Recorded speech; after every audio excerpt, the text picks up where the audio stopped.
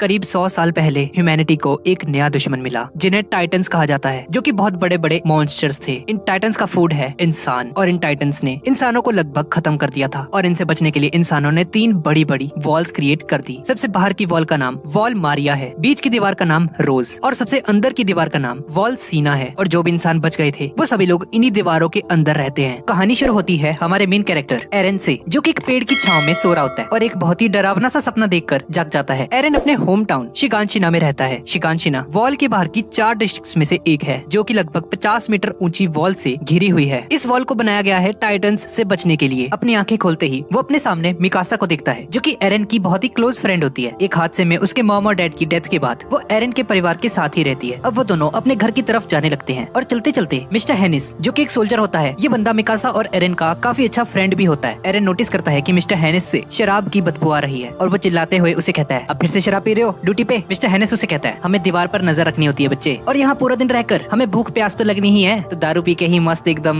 सही हो जाता है काम हमारा। तो ये सुनकर एरन को गुस्सा आ जाता है और वो कहता है, एक बात बताओ, अगर टाइटन्स अभी आ गए अंदर तो क्या आप इस हालत में लड़ोगे उनसे? और तभी एक दूसरा सोल्जर उठकर एरन के पास आता है और उसे कहता है, देख लेंगे हम सबको, वैसे भी पिछले 100 सालों से कोई आया तो है नहीं अभी तक। वो टाइटन्स हमारी इस दीवारों को सिर्फ आज तक खरोंच ही पाए हैं बस। अब एरन और मिकासा अपने घर की तरफ बढ़ने लगते हैं और तभी एक बेल बजती है, जिसका मतलब होता है कि सर्वे कॉप्स वापस आ चुके हैं। सर्वे कॉप्स वो होते हैं जो कि टाइटन से फाइट करने वॉल से बाहर जाते हैं। एरन ये देखकर काफी ज्यादा एक्साइटेड हो जाता है और वो मिकासा से कहता है, जल्दी चलो, वो आने वाले हैं सब लोग। पर इस तरफ हम देखते हैं कि उन सबके मुंह लटके होते हैं। एरन उनमें से एक की तरफ मुस्कुराकर देखता है, पर वो उसे इग्नोर कर देता है। सब लोग बहुत ही ज्यादा बुरी हालत में होते हैं और भीड़ में लोग बात कर रहे होते हैं कि ये क्या, ये तो बहुत सारे गए थे ना, इतने कम कैसे आए हैं वापस? शायद बाकी के लोग खा लिए होंगे, यही तो होता है बाहर जाने का नतीजा। और फिर उस भीड़ में से एक बूढ़ी औरत एक सोल्जर के पास आकर बोलती है, मेरा बेटा दिखाई नहीं दे रहा, कहाँ है वो? ये सुनकर वो सोल्जर एक दूसरे सोल्जर से कहता है, सोल्जर इन्हें वो दे दो। और वो सोल्जर उस बूढ़ी औरत को कपड़े में लिपटा हुआ कुछ देता है और उसे खोलने पर हमें पता चलता है कि उसके अंदर उस बूढ़ी औरत के बेटे का हाथ होता है। वो सैनिकों से बताता है कि सिर्फ यही बचा है तुम्हारे बेटे का अब। और वह सभी सोल्जर्स वहाँ से जाने लगते हैं। मिकासा एरन से पूछती है, तुम्हें अभी कॉप्स में भर्ती होना है? लेकिन एरन उसका कोई भी जवाब नहीं देता। अब एरन घर आ जाता है और एरन की मामू से कहती है, अरे वाह, आज से बहुत सारी लकड़ियां लेकर आए हो तुम। एरन के डैड कहीं बाहर जा रहे होते हैं। मिकासा एरन के पेरेंट्स को बता देती है कि एरन सर्वे कॉप्स को ज्वाइन करना चाहता है। और ये सुनकर एरन की मॉम एरन से कहती है, ये सब क्या है, छोड़ दो ये सपना, एक दिन इसी जिद की वजह से तुम मर जाओगे। एरन के डैड एरन से पूछते हैं, बच्चे तुम्हें क्यों बाहर जाना है? एरन उसे बताता है, डैड मुझे जानना है कि बाहर की दुनिया में क्या है। मैं अपनी पूरी जिंदगी इन दीवारों के अंदर कैद होकर नहीं बिताना चाहता। अब उसके डैड वहाँ से जाने लग और जाने से पहले वो एरन को बोलते हैं कि मैं लौटने पर तुम्हें अपने बेसमेंट का एक राज बताऊंगा। एरन अपनी मॉम से काफी ज्यादा गुस्सा होता है, इसलिए वो अपने मॉम से लड़कर वहाँ से भाग जाता है। उसकी मॉम मिकासा से कहती है, जरा ख्याल रखना इसका, नादान है ये बालक थोड़ा भी। इसके बाद हम देखते हैं कि एरन के एक दोस्त को कुछ लोग पीट रहे होते हैं और अपने दोस्त को बचाने के लिए एरन वहाँ पर पहुँच जाता है। ये देखकर वो लोग कहते हैं, आजा आजा बेटे, तू भी आजा। और तभी उसके पीछे मिकासा को देखकर वो सभी लोग वहाँ से भाग जाते हैं और एरन को लगता है कि उसे देखकर वो लोग वहाँ से भागे थे। मतलब कितना ही नादान है ये लड़का। दरअसल इस लड़के का नाम आर्मिन होता है, जो कि एरन का बेस्ट फ्रेंड है। एरन आर्मिन से पूछता है कि वो लोग क्यों तुम्हें मार रहे थे, और तुम्हें पता है मिकासा ने सबको बता दिया घर पे कि मुझे सर्वे कॉप्स में भर्ती होना है। एरन आर्मिन से बात कर रहा होता है कि तभी एक जोरदार धमाका होता है। वहाँ पर सभी लोग दीवार के पास पहुँचते हैं और एरन कुछ ऐसा देखता है जिसे देखकर उसकी आंखें फटी की फटी रह जाती हैं, क्योंकि उन सभी लोगों को उस दीवार के ऊपर बहुत बड़ा सा हाथ दिख रहा था। और आर्मिन कहता है, ये नामुमकिन है,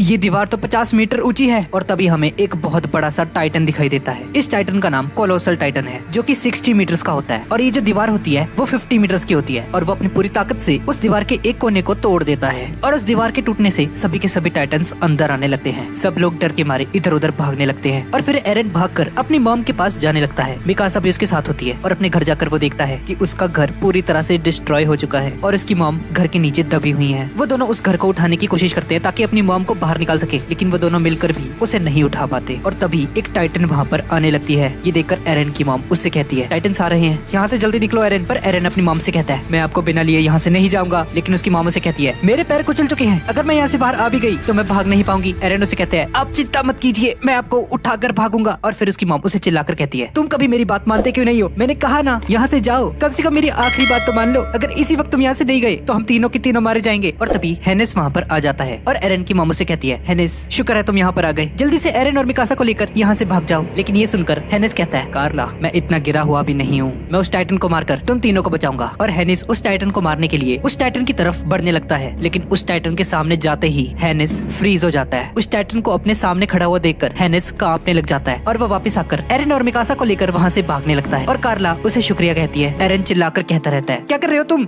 मॉम है वहाँ पर, मुझे छोड़ो। एरन आखिरी बार अपनी मॉम को देखता है और रोते हुए अंदर ही अंदर उसकी मॉम कहती है, प्लीज मुझे छोड़कर मत जाओ। और तभी वो टाइटन वहाँ पर आती है और उसकी मॉम के 2 टुकड़े कर एरन की आंखों के सामने ही उसे खा जाती है। ये देखकर एरन पूरी तरह से टूट जाता है। टाइटन से बचने के लिए सभी लोग इधर उधर भाग रहे होते हैं। वो सभी के सभी लोग टाइटन्स का खाना बन रहे होते हैं। उन टाइटन्स के लिए जैसे ये सभी के सभी इंसान कोई खिलौना होते हैं। हेनेस एरन और मिकासा को लेकर वहाँ से भाग रहा होता है और एरन हेनेस को मारते हुए कहता है, हम मॉम को बचाने ही वाले थे। और फिर हेनेस एरन को नीचे फेंकते हुए कहता है, खुद को संभालो, तुम अपनी मॉम को इसलिए नहीं बचा पाए क्योंकि तुम कमजोर हो, और मैं उस टाइटन से इसलिए नहीं लड़ पाया क्योंकि मैं एक कायर हूँ। हेनेस एरन से माफी मांगता है, मुझे माफ कर दो, मैं डर गया था। दूसरी तरफ हम एक सोल्जर को दिखाया जाता है जो कि बोल रहा होता है कि अंदरूनी गेट के अंदर चलो, वहाँ बहुत सारी बोट्स खड़ी हैं, जल्दी करो वरना सबके सब मारे जाओगे। दरअसल ये जो डिस्ट्रिक्ट थी जहाँ एरन रहता है, ये एक तरह से बेट का काम करता है। ये डिस्ट्रिक्ट उन तीनों वॉल से बाहर होती है, टाइटन्स के लिए चारे की तरह होती है, ताकि जो अंदर के लोग हैं उन्हें बचाया जा सके। आर्मिन एरन और मिकासा का इंतजार कर रहा होता है और वो उन्हें देख लेता है, पर एरन का चेहरा देखकर आर्मिन घबरा जाता है क्योंकि वो काफी ज्यादा उदास होता है। और फिर एक सैनिक बाकी सैनिकों को तोपें तैयार करने के लिए बोलता है, उन टाइटन्स को मारने के लिए। और उस बोट में चढ़ने के लिए धक्का मुक्की होने लगती है। कुछ लोग उस बोट में जाने के लिए छलांग तक लगा देते हैं और सभी बोट्स चलने लगती हैं और वो सैनिक वॉल मारिया का गेट भी बंद करने लगते हैं। हेनिस एक सोल्जर को कहता है, इस गेट को अभी मत बंद करो, अभी भी काफी लोग अंदर फंसे हुए हैं। पर वो सोल्जर हेनिस से कहता है कि अगर वो टाइटन्स इस गेट के अंदर आ गए तो अंदर भी एक दूसरा कब्रिस्तान बन जाएगा। और तभी 2 सैनिक भागते हुए वहाँ पर आते हैं और कहते हैं, जल्दी से गेट बंद कर दो, बहुत सारे टाइटन्स आ रहे हैं। और वो सोल्जर गेट को बंद करने लगता है, लेकिन तभी हम देखते हैं कि वहाँ एक बहुत ही अलग सा टाइटन आ जाता है और ये था आर्मर्ड टाइटन। उस टाइटन को देखकर सभी के सभी सोल्जर्स घबरा जाते हैं और फिर वो टाइटन दौड़ते हुए गेट की तरफ बढ़ने लगता है उसे तोड़ने के लिए। वो सभी सोल्जर्स उस पर तोप से हमला करते हैं उसे रोकने के लिए, लेकिन उन तोप के गोलों का उस पर कोई भी असर नहीं होता और वो टाइटन उस गेट को एक जोरदार टक्कर मारकर तोड़ देता है। दूसरी तरफ वॉलरोज के एक डिस्ट्रिक्ट में कुछ हाई अथॉरिटी सीनियर्स आपस में बात कर रहे होते हैं कि ये क्या हो गया, पिछले 100 सालों से तो ऐसा कुछ नहीं हुआ, अब ये टाइटन्स कैसे अंदर आने लग गए, हमें इसके बारे में कुछ नहीं पता। लेकिन सच तो यही है, अभी तक 500 लोग अंदर की वॉल्स में आ चुके हैं। और तभी एक सोल्जर आकर उन्हें बताता है कि वो लोग वॉल मारिया को भी तोड़ चुके हैं और वो टाइटन्स बहुत तेजी से अंदर घुस रहे हैं। इसके बाद हमें एरन को दिखाया जाता है जो कि बहुत ही ज्यादा दुखी होता है और फिर वो बहुत ही ज्यादा गुस्से में कहता है, मैं एक भी टाइटन को नहीं छोड़ूंगा, उन सबको मार दूंगा। वॉल मारिया में टाइटन्स के घुसने की वजह से लगभग 10,000 लोग उन टाइटन्स का खाना बन गए। अब इसके बाद हम लोग देखते हैं कि कुछ लोग खाने के लिए लड़ रहे होते हैं। एरन और मिकासा भी वहाँ पर होते हैं, पर हम देखते हैं कि एरन काफी ज्यादा गुस्से में होता है और वो उन दोनों से कहता है, मैं वापस वॉल मारिया में जाऊंगा और रास्ते में आने वाले हर एक टाइटन को काट डालूंगा। और ऐसा कहते हुए वो उस ब्रेड को आर्मिन की तरफ फेंक देता है। आर्मिन उसे कहता है, तुम भूख से मर जाओगे यार, क्या कर रहे हो ये। और एरन कहता है, कब तक दूसरों से मांग कर खाते रहोगे, तुम एक नंबर के कायर हो। ये सुनकर मिकासा एक जोरदार मुक्का मारती है एरन के मुंह पर और कहती है, हम भी उस टाइटन के सामने कुछ नहीं कर पाए थे। और मिकासा एरन के मुंह में उस ब्रेड को ठूस देती है, खाओ इसे, तुम्हें जिंदा रहना होगा। बहुत सारे रेफ्यूजीज को खेती के लिए लगाया गया। सोल्जर्स के साथ साथ सरकार ने कई सारे रेफ्यूजीज को भी ऐड कर लिया उन टाइटन्स से लड़ने के लिए। इसमें लगभग 3 लाख लोग शामिल थे जो कि पूरी बची हुई आबादी के 30% लोग थे। पर जब उन्हें उन टाइटन से लड़ने के लिए भेजा गया तो उनमें से कुछ 100 लोग ही बच पाए। मरने वाले सभी लोगों में से आर्मिन के दादाजी भी होते हैं जो कि मारे गए। और अब 1 साल बाद ट्रेनिंग कॉर्प्स की भर्ती शुरू हो जाती है और एक सोल्जर सभी से कहता है, तुम सबके लिए एक बुरी खबर है, मैं कीथ शार्दिस आज से तुम्हारा इंस्ट्रक्टर हूँ और मुझसे कोई स्वागत वगैरह की उम्मीद मत रखना तुम लोग। अभी के लिए तुम सब लोग टाइटन्स के लिए एक चारा हो बस, जिसे टाइटन्स मजे से चबा कर खाएंगे। अगले 3 साल तक तुम्हारी ट्रेनिंग होगी और तब पता चलेगा कि क्या तुम उन टाइटन्स का चारा बनोगे या बहादुरी से उनका सामना कर कर उन्हें मार गिराओगे। और एरन मन ही मन कहता है, मैं सबको मार दूंगा, इसमें मैं अपनी पूरी जान लगा दूंगा, मैं किसी भी टाइटन को नहीं छोड़ूंगा। वो सोल्जर आर्मिन से पूछता है, ओए तुम कौन हो। आर्मिन उसे अपनी इंट्रोडक्शन देता है, सर मेरा नाम आर्मिन है और मैं शिगंशिना डिस्ट्रिक्ट से आया हूँ। ये सुनकर वो सोल्जर उसे कहता है, ये कैसा नाम है भाई, क्या ये नाम तुम्हारे पिताजी ने रखा है। आर्मिन कहता है, नहीं ये मेरे दादाजी ने रखा था। क्या कर रहे हो यहाँ पे, ये बताओ मुझे। आर्मिन कहता है, उन सभी टाइटन्स को खत्म करने सर। और ये सुनकर वो सोल्जर उसे कहता है, अरे वाह बहुत बढ़िया, उन टाइटन्स के लिए बढ़िया खाना रहोगे तुम। और ऐसे ही वो सोल्जर उन सभी लोगों से उनका इंट्रोडक्शन लेने लगता है। और एक सोल्जर नोटिस करता है कि वो इंस्ट्रक्टर एक लड़की से बिना कुछ पूछे ही वहाँ से चला गया। वो अपने साथ खड़े उस सोल्जर से पूछता है कि ऐसा क्यों हुआ। और वो सोल्जर उसे बताता है कि ये लोग ये टेस्ट पहले ही दे चुके हैं, ये सब वही लोग हैं जिन्होंने 2 साल पहले नर्क देख ली है, उनके चेहरे से ही दिखाई दे रहा है। अब वो सैनिक एक दूसरे लड़के से पूछता है, हाँ भी कौन हो तुम, यहाँ क्यों आए। और वो लड़का अपना इंट्रोडक्शन देता है और कहता है, मैं जिन क्रिस्टीन हूँ सर, प्रोस डिस्ट्रिक्ट से। और वो सोल्जर अपने सिर से उसके सिर को टक्कर मार देता है जिससे वो दर्द के मारे जमीन में गिर जाता है और उसे कहता है, बस इतने में निकल गई तुम्हारी हवा, तू होगा मिलिट्री ब्रिगेड में भर्ती है। अब एक दूसरे लड़के से पूछता है, हाँ भाई तू कौन है। वो लड़का उसे कहता है, मैं मार्को हूँ सर, वॉलरोज के साउदर्न डिस्ट्रिक्ट के एक छोटे से विलेज से। उस सोल्जर की नजर एक लड़की पर पड़ती है। वो सोल्जर उस लड़की के पास जाता है और उससे चिल्लाकर उसे कहता है, ओए तू कौन है। वो लड़की उसे बताती है, मैं शाशा हूँ सर। अच्छा तो ये तुम्हारी तुम्हारे राइट हैंड में क्या है? वो लड़की बोलती है एक उबला आलू सर। और अब वो लड़की उस आलू का एक छोटा सा टुकड़ा उस सोल्जर को देते हुए कहती है। इसके बाद हम देखते हैं कि वो लड़की भाग रही होती है और फिर एरन और कुछ लोग आपस में बात करने लगते हैं। अरे ये तो वही है ना आलू वाली, ये भी भाग रही है। अब तो 5 घंटे हो चुके हैं। तभी उनमें से एक लड़का एरन से पूछता है, अरे हाँ मुझे याद आया, तुमसे तो उन्होंने कोई सवाल ही नहीं किया। एरन उसे कहता है, मैं और आर्मिन शिगंशिना डिस्ट्रिक्ट से हैं। ये सुनकर कोनी हैरान होकर कहता है, ओ अच्छा, इसलिए तुमसे कुछ नहीं पूछा उन्होंने, क्योंकि उस दिन तुम वहाँ पे थे। और अब डिनर के टाइम वो सभी लोग एरन से उस दिन के बारे में पूछने लगते हैं जिस दिन टाइटंस ने उन सभी पर हमला किया था। क्या वो कोलोसल टाइटन दीवार तोड़कर आया था अंदर? और उस वॉल मारिया को तोड़ने वाले आर्मर टाइटन का क्या हुआ? वो टाइटंस इतनी भी बड़ी मुसीबत नहीं है, बस एक बार हम वो ओडीएम केयर यूज करना सीख जाएं, फिर वो नहीं बचेंगे। मैं सर्वे कॉप्स में भर्ती होकर दुनिया से उन टाइटंस का खात्मा कर दूंगा। बाहर हम शाशा को देखते हैं, वही आलू वाली लड़की जो कि 6 घंटे से लगातार दौड़कर बुरी तरह से थक जाती है और फिर शाशा वहीं पर सो जाती है। अगले दिन ट्रेनिंग शुरू हो जाती है जिसमें वो सोल्जर उन सभी पार्टिसिपेंट से कहता है, मेरी बात ध्यान से सुनो, अगर बेटा तुम लोग ये नहीं कर पाए ना तो तुम चारा बनने के लिए बिल्कुल रेडी हो टाइटंस का। वो सभी लोग अपनी पूरी कोशिश कर रहे होते हैं और वो बड़ा ऑफिसर अपने एक सैनिक से कहता है, ये ट्रेनिंग काफी ज्यादा इंपॉर्टेंट है इनके लिए, इसी से 3D ओडीएम गियर चलाने का असली एक्सपीरियंस मिलता है। ये देखो वो लड़की कितना परफेक्ट कर रही है। इस साल तो काफी टैलेंटेड लोग आए हैं यहाँ पे। एरन उस ट्रेनिंग को ठीक से नहीं कर पाता और उल्टा लटक जाता है। वो सैनिक एरन को बहुत ज्यादा डांटता है, ओ ठीक से कर ले भाई, खुद को ऊपर उठा, क्या कर रही है? लेकिन एरन से ये नहीं हो पाता। थोड़ी देर बाद ट्रेनिंग खत्म हो जाती है और एरन, मिकासा और आर्मिन को छोड़कर सभी लोग वहाँ से चले जाते हैं। आर्मिन और मिकासा एरन को दिलासा देते हैं, रिलैक्स होकर करो यार, हो जाएगा। अब एरन दोबारा ट्राई करता है लेकिन इस बार वो मुंह के बल गिर जाता है। अब डिनर के वक्त सभी लोग एरन का मजाक उड़ाने लगते हैं। हाँ भी क्या हो गया, कल तो बहुत बोल रहा था सभी टाइटंस को मार दूंगा, ये कर दूंगा, तेरे से ओडीएम गेट तो चला नहीं आज है। मुझे लगता है अब इसे भी ना खेती के लिए लगा देंगे। एरन जीन और कोनी से जाकर रिक्वेस्ट करता है कि प्लीज मेरी हेल्प करो, तुम लोग कैसे बैलेंस करते हो उसे, प्लीज मुझे सिखाओ यार। लेकिन वो दोनों भाव खाने लगते हैं और एरन का बहुत मजाक उड़ाते हैं। फिर एरन मदद के लिए राइनर और ब्रेथ होल्ड के पास पहुंचता है और वो लोग अपने कैंप से दूर कई बहुत ही खूबसूरत जगह पर पहुंचते हैं जहाँ एक छोटी सी झील होती है और वो जगह बहुत ही ज्यादा खूबसूरत लगती है। अगले दिन हम देखते हैं एरन खुद से कहता है, हाँ ये कर सकता हूँ, और वो सभी लोग उसे ही देख रहे होते हैं। और फिर एरन की ट्रेनिंग शुरू होती है जिसमें उसे धीरे धीरे उठाया जाता है और आखिरकार एरन बैलेंस बना लेता है, लेकिन सिर्फ कुछ सेकंड्स के लिए ही, और फिर से वो नीचे गिर जाता है। अब एरन बहुत ही ज्यादा दुखी हो जाता है, लेकिन वो सोल्जर एक दूसरे लड़की से कहता है, ओए इस एरन को ना अपनी बेल्ट दो यार। और फिर एरन उसकी बेल्ट पहनकर ट्राई करता है जिसमें वो बहुत ही आसानी से बैलेंस कर लेता है बिना किसी दिक्कत के। फिर वो इंस्ट्रक्टर से कहता है, लगता है तुम्हारे इक्विपमेंट में ही डिफेक्ट था, भले ही कुछ सेकंड्स के लिए, पर उसने उस डिफेक्टिव पीस से भी बैलेंस बना लिया था भाई। और आखिरकार एरन पास हो जाता है। ये देखकर वो सोल्जर मन ही मन कहता है, गिरशा आज तुम्हारा बेटा एक सैनिक बन चुका है। गिरशा एरन के फादर का नाम होता है। अब 2 साल बीत जाते हैं और सभी लोग एक रेनी फॉरेस्ट से होते हुए वहाँ से जा रहे होते हैं, लेकिन आर्मिन काफी धीरे चल रहा होता है। ये देखकर वो सोल्जर से कहता है, ओए जल्दी चलो थोड़ा, अभी तो टेस्ट है बेटा, असली में भी ऐसे करोगे तुम? टाइटन से निकल लिया होता तुम्हें अभी तक। वो बैग इतना भारी होता है कि आर्मिन उसका वजन सहन नहीं कर पा रहा होता। तभी राइनर आकर आर्मिन से उसका बैग ले लेता है और उसे कहता है, ऐसे तो तुम्हें ये बाहर कर देंगे, आज की ट्रेनिंग ग्रेड में जुड़ने वाली है। आर्मिन उसे कहता है, अच्छा पर अगर तुम मेरी मदद करोगे तो तुम्हारे ग्रेड्स कम हो जाएंगे यार। राइनर कहता है, किसी को पता मत चलने देना। लेकिन उस सोल्जर को ये पता चल जाता है और फिर आर्मिन अपने मन में सोचता है, मैं कितना यूजलेस हूँ यार, मैं इस पर एक बोझ बन रहा हूँ। और अब आर्मिन राइनर से अपना बैग वापस लेकर आगे की तरफ बढ़ने लगता है। दूसरी तरफ हम एरन को देखते हैं जो कि टाइटंस को मारने की ट्रेनिंग कर रहा होता है और उसके साथ साथ मिकासा और कुछ बाकी लोग भी होते हैं वहाँ पर। इसके बाद उन लोगों को हैंड टू हैंड कॉम्बैट की प्रैक्टिस दी जाती है। वो टाइटंस तो इतने बड़े हैं तो ये हैंड टू हैंड कॉम्बैट का क्या मतलब है? ये सुनकर राइनर कहता है, चाहे सामने कोई भी दुश्मन हो, हमें हर तरह के ओपोनेंट से लड़ने के लिए तैयार रहना चाहिए। फिर राइनर एरन को उसके पास लेकर जाता है और एनी एरन के साथ हैंड टू हैंड कॉम्बैट करने लग जाती है जिसमें वो एरन को काफी आसानी से हरा देती है। फिर एनी राइनर से कहती है, हाँ भी चलो अब तुम्हारी बारी है। राइनर कहता है,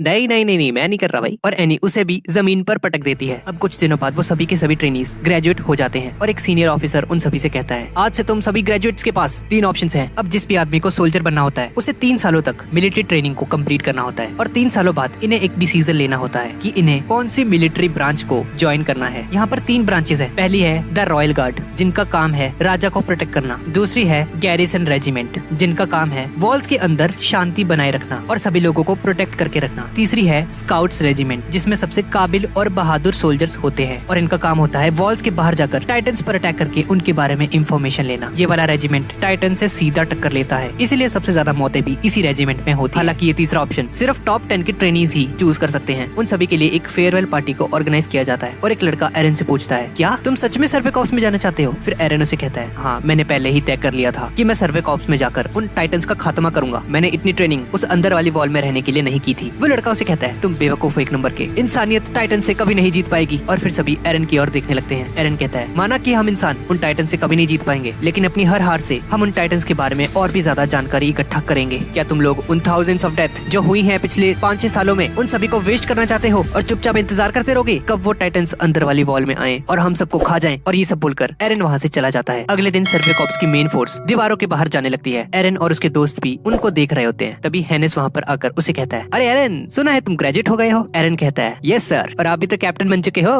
हेनिस एरन को शाबाशी देता है और हेनिस उससे माफी मांगता है और कहता है, मुझे आज भी दुख है कि मैं तुम्हारी मॉम को नहीं बचा पाया। एरन उसे कहता है, जो भी हुआ उसमें आपका कसूर नहीं था, हालात ही कुछ ऐसे थे। और ये बोलकर एरन वहाँ से चला जाता है। पर हेनिस को एरन को बड़ा होता हुआ देखकर काफी खुशी होती है। अब अगले दिन हम लोग देखते हैं कि एरन की उस लेक्चर की वजह से जो उसने कल दिया था उससे काफी सारे लोगों को इफेक्ट हुआ है और उन्होंने भी सर्वे कॉर्प्स में जाने का डिसीजन लिया है। और वो सब लोग कहते हैं, एरन, हम भी तुम्हारे साथ हैं, अंदर वॉल्स में रहकर कुछ नहीं होने वाला, हमें बाहर जाकर उन सभी को खत्म करना होगा। और एरन अपने मन में कहता है, हम जीत सकते हैं, मुझे खुद पर पूरा विश्वास है। और तभी एक बिजली सी कड़कती है और एरन के पीछे कोलोसल टाइटन खड़ा होता है। ये देखकर सभी के सभी लोग फ्रीज हो जाते हैं। उन सभी के पैरों के नीचे से जमीन खिसक जाती है। उस कोलोसल टाइटन के शरीर से भाप निकल रही होती है, जिसके प्रेशर से वो सभी के सभी लोग दीवार से नीचे गिरने लग जाते हैं। पर सभी लोग बच जाते हैं, लेकिन उनमें से एक बेहोश हो जाता है और वो खुद को नहीं संभाल पाता, लेकिन शाशा उसे बचा लेती है। और तभी एरन की नजर गेट पर जाती है जो कि टूटा होता है और वो सोचता है, अब फिर से टाइटन्स अंदर आ जाएंगे। और तभी एरन को वही सीन याद आता है जब उसकी मॉम को उस टाइटन ने उसकी आंखों के सामने खा लिया था, जिससे एरन को काफी ज्यादा गुस्सा आ जाता है और वो उस कोलोसल टाइटन की तरफ बढ़ते हुए कहता है, हमारा दुश्मन ठीक सामने है, जंग के लिए तैयार हो जाओ। और एरन ठीक उस दीवार के ऊपर पहुंच जाता है, उस कोलोसल टाइटन के पास। अब वो कोलोसल टाइटन अपने हाथ से एरन पर हमला करता है, लेकिन एरन उसके इस हमले से बच जाता है। और तभी उसे रियलाइज होता है कि उस कोलोसल टाइटन का असली टारगेट मैं नहीं, वो कैनन्स थे जो उस पर हमला कर रहे थे बार बार। वो कोलोसल टाइटन एरन पर दोबारा से हमला करने लगता है, लेकिन एरन उससे बचते हुए उसकी गर्दन की तरफ बढ़ता है और अपने मन में कहता है, सिर्फ यही है जो वो गेट तोड़ सकता था, ये इसी का काम है, ये अच्छा मौका है, इसे अभी मार देता हूँ। और एरन उसके गले पर अटैक करने लगता है, लेकिन कोलोसल टाइटन अपने अंदर से भाप छोड़ देता है, जिससे एरन पीछे की ओर जाने लगता है। एरन उस पर दोबारा से हमला करने के लिए बढ़ता है, पर वो देखता है कि कोलोसल टाइटन वहाँ से गायब हो चुका है। और तभी थॉमस एरन से कहता है, कहाँ चला गया वो टाइटन, मुझे नहीं दिख रहा यार। एरन को रियलाइज होता है कि वो वहाँ से गायब हो चुका है, जैसा कि ठीक 5 साल पहले हुआ था। फिर कोनी एरन से कहता है, दीवार टूट चुकी है, वो टाइटन्स किसी भी वक्त अंदर आ सकते हैं। और तभी एक सोल्जर वहाँ आकर उससे कहता है, यहाँ पर क्या कर रहे हो तुम लोग, जल्दी से हेडक्वार्टर पहुंचो, ऑपरेशन कोलोसल टाइटन शुरू हो चुका है। तभी सैनिक शहरवासियों को वहाँ से निकालने लगते हैं और बाकी सैनिक उन तोपों के साथ उन टाइटन से लड़ने लगते हैं। उन्हें उन टाइटन्स को यहीं पर रोकना होगा, वरना वो अंदर आ जाएंगे। इसके बाद हम देखते हैं कि आर्मिन अपने 3D मूवमेंट गियर के अंदर उसके सिलेंडर में गैस भर रहा होता है, लेकिन एंग्जाइटी के कारण वो कांपने लगता है और वो काफी ज्यादा डर जाता है। हम इस मुसीबत से कैसे निकलेंगे, हमारे पास एक 8 मीटर के छेद को सील करने का कोई भी तरीका नहीं है, वो सभी टाइटन्स अंदर आ जाएंगे, अब कोई ऑप्शन नहीं है, हम उन टाइटन से नहीं जीत सकते। एरन उसे शांत करने की कोशिश करता है, चुप करो तुम, हम जीत जाएंगे यार, हिम्मत मत हारो। इसके बाद हम देखते हैं उस कंट्री के राजा को जो कि अपने कमांडर के साथ चेस खेल रहा होता है। और फिर एक सैनिक भागते हुए उन दोनों के पास जाता है और कहता है, सर, मुझे रिपोर्ट मिली है कि वो टाइटन्स दोबारा से हमला कर चुके हैं हम पर और गेट टूट चुका है। ये सुनकर वो राजा डर जाता है और वो कमांडर एक वाइन की बोतल लेकर वहाँ से जाने लगता है। वो राजा घबराते हुए उस कमांडर से कहता है, अबे ओ कहाँ जा रहा है, तूने सुना नहीं अभी टाइटन्स आ चुके हैं अंदर, जल्दी से मेरे महल के सामने ना अपने सिपाहियों को इकट्ठा कर दे। लेकिन वो कमांडर उसे कहता है, राजा जी, रोज डिस्ट्रिक्ट के कितने सारे सैनिक लोगों की जानों को बचाने में लगे हुए हैं, मुझे जाना होगा उनकी मदद के लिए। वो राजा उसे कहता है, अरे फालतू के लोग हैं, वो मरने दो उन्हें, तुम्हें मुझे प्रोटेक्ट करना होगा। वो कमांडर उस राजा की बात नहीं सुनता और वहाँ से जाने लगता है। इसके बाद हम देखते हैं कि सीनियर ऑफिसर उन सभी ग्रेजुएट हुए ट्रेनीज को बोलता है, तुम सब जल्द से जल्द अपनी स्क्वाड में जाओ और तुम सबका काम होगा उन टाइटन्स को रोक कर रखना जब तक कि इस पूरे शहर को खाली ना कर दिया जाए। और वो सोल्जर उन्हें बताता है, तुम सभी लोग मिडिल गार्ड सेक्शन को संभालोगे और गैलिसन की elite squad rear guard section को संभालेगी। जो कोई भी जंग के मैदान से भागने की कोशिश करेगा उसे तो बेटा मैं पर्सनली आकर मारूंगा उसे बाद में। और फिर सभी लोग अपनी अपनी स्क्वाड के साथ वहाँ से चले जाते हैं। और तभी मिकासा एरन के पास आकर उसे बोलती है, एरन जो मर्जी हो जाए तुम्हें मेरे साथ रहना होगा। और तभी एक सोल्जर वहाँ आकर मिकासा से कहता है, मिकासा, तुम्हें स्पेशल रियर गार्ड पर अभी इसी वक्त रिपोर्ट करने के लिए बोला गया है। और मिकासा वहाँ ना जाने के बहाने बनाने लगती है क्योंकि एरन मिडिल सेक्शन गार्ड में होता है और वो एरन को बचाने के लिए उसके साथ ही रहना चाहती थी। पर एरन उसे कहता है, मिकासा, तुम मेरी चिंता मत करो, अभी इस वक्त बहुत ही क्रिटिकल सिचुएशन है, तुम्हें जाना होगा वहाँ पर जाते हुए वो उससे एक रिक्वेस्ट करती है, एरन प्लीज मरना मत। अब एरन अपनी स्क्वाड के साथ इकट्ठा होता है और अपने एक शुरुआती दिनों की बात याद करने लगता है जिसमें उसके टीचर ने उन टाइटन्स के बारे में बहुत सारी जानकारी दी थी। अब तक के रिकॉर्ड्स के हिसाब से हमें अभी तक ये पता नहीं चल पाया है कि आखिर ये टाइटन्स आए कहाँ से हैं। उनके अंदर समझदारी की कोई भी निशानी नहीं देखी गई है अभी तक, इसीलिए उनसे किसी भी तरह का कम्युनिकेशन पॉसिबल नहीं हो पाया। उनके शरीर का टेम्परेचर बहुत ही ज्यादा होता है और उनके कोई भी रिप्रोडक्टिव ऑर्गन्स भी नहीं होते हैं, इसीलिए उनके पैदा होने के तरीके के बारे में कुछ भी पता नहीं चल पाया अभी तक। और वो इंसानों के अलावा किसी भी और चीज को खाने में इंटरेस्ट नहीं दिखाते और अगर उनके किसी भी बॉडी पार्ट को काट दिया जाए तो वो वापस से रीजनरेट होते हैं। पर उनको मारने का एक तरीका है जो कि है उनके गले पर एक जोरदार हमला करना जिससे वो बिना रीजनरेट हुए मर जाएंगे। इसीलिए उनकी गर्दन को काटने के लिए इन ब्लेड्स को यूज किया जाता है। एरन को ये सभी बातें याद आती हैं उसके टीचर की और तभी एक सोल्जर उन्हें आवाज लगाता है, 24th स्क्वाड आगे बढ़ो। और फिर वो सभी लोग बहुत ही जोश के साथ आगे बढ़ने लगते हैं और वो देखते हैं कि काफी सारे टाइटन्स अंदर आ चुके हैं दीवार की। थॉमस कहता है ये क्या, लगता है उन वैनगार्ड सेक्शन वाले सोल्जर्स ने कुछ भी नहीं किया, कितने सारे टाइटन्स आ चुके हैं अंदर, क्या कर रहे हैं ये लोग। और तभी अचानक से एक टाइटन उछलकर उनकी तरफ बढ़ता है। सभी लोग जैसे तैसे करके उस टाइटन से बच जाते हैं सिवाय थॉमस के, और वो टाइटन उन सबके सामने थॉमस को खा जाता है। ये देखकर एरन को बहुत ही गुस्सा आता है और सीधा उस टाइटन की तरफ बढ़ने लगता है और उस पर हमला करने की कोशिश करता है। लेकिन उससे पहले ही एक टाइटन अचानक से वहां आकर उसके पैर को खा जाता है, जिससे एरन एक घर के ऊपर गिरकर बेहोश हो जाता है। सभी टीम मेंबर्स एरन की तरफ बढ़ने लगते हैं उसे बचाने के लिए, लेकिन वो टाइटन्स बाकी सभी टीम मेंबर्स को भी पकड़ लेते हैं। आर्मिन वहाँ खड़ा होता है और वो उन सभी को देख रहा होता है और उसकी आंखों के सामने उसके सभी टीम मेंबर्स को वो टाइटन्स खाने लगते हैं। आर्मिन ये देखकर हक्का बक्का रह जाता है और वो बिल्कुल फ्रीज हो जाता है। और तभी एक टाइटन आकर आर्मिन को पकड़ लेता है। आर्मिन कुछ नहीं कर पाता और वो टाइटन उसे खा लेता है। लेकिन तभी एरन उस टाइटन के मुंह में घुसकर आर्मिन को बचा लेता है और अपनी पूरी ताकत लगाकर उस टाइटन के मुंह से आर्मिन को फेंक देता है बाहर। फिर एरन कहता है नहीं, मैं यहाँ नहीं मर सकता। आर्मिन, तुम्हें याद है ना, तुमने ही मुझे बाहरी दुनिया के बारे में बताया था कि इन दीवारों के पार एक और दुनिया है, मैं तुम्हारे साथ वहाँ पर जाना चाहता हूँ। आर्मिन घबराते हुए एरन से कहता है एरन जल्दी वहाँ से बाहर निकलो। पर तभी वो टाइटन एरन को खा लेता है और ये देखकर आर्मिन बहुत ही जोर से चिल्लाने लगता है। वो इतनी जोर से चिल्लाता है कि वो आवाज मिकासा को भी सुनाई देती है। अब कोनी आर्मिन के पास आता है और उसे होश में लाने की कोशिश करता है। आर्मिन एरन को मरता हुआ देखकर सदमे में होता है और वो जोर जोर से चिल्लाने लगता है। पर जैसे तैसे कोनी उसे शांत करके उससे पूछता है आर्मिन तुम्हारी स्क्वाड कहाँ पर है। लेकिन आर्मिन की तरफ से कोई जवाब ना मिलने पर यामिर वहाँ पर आ जाती है और कहती है सभी मर गए होंगे।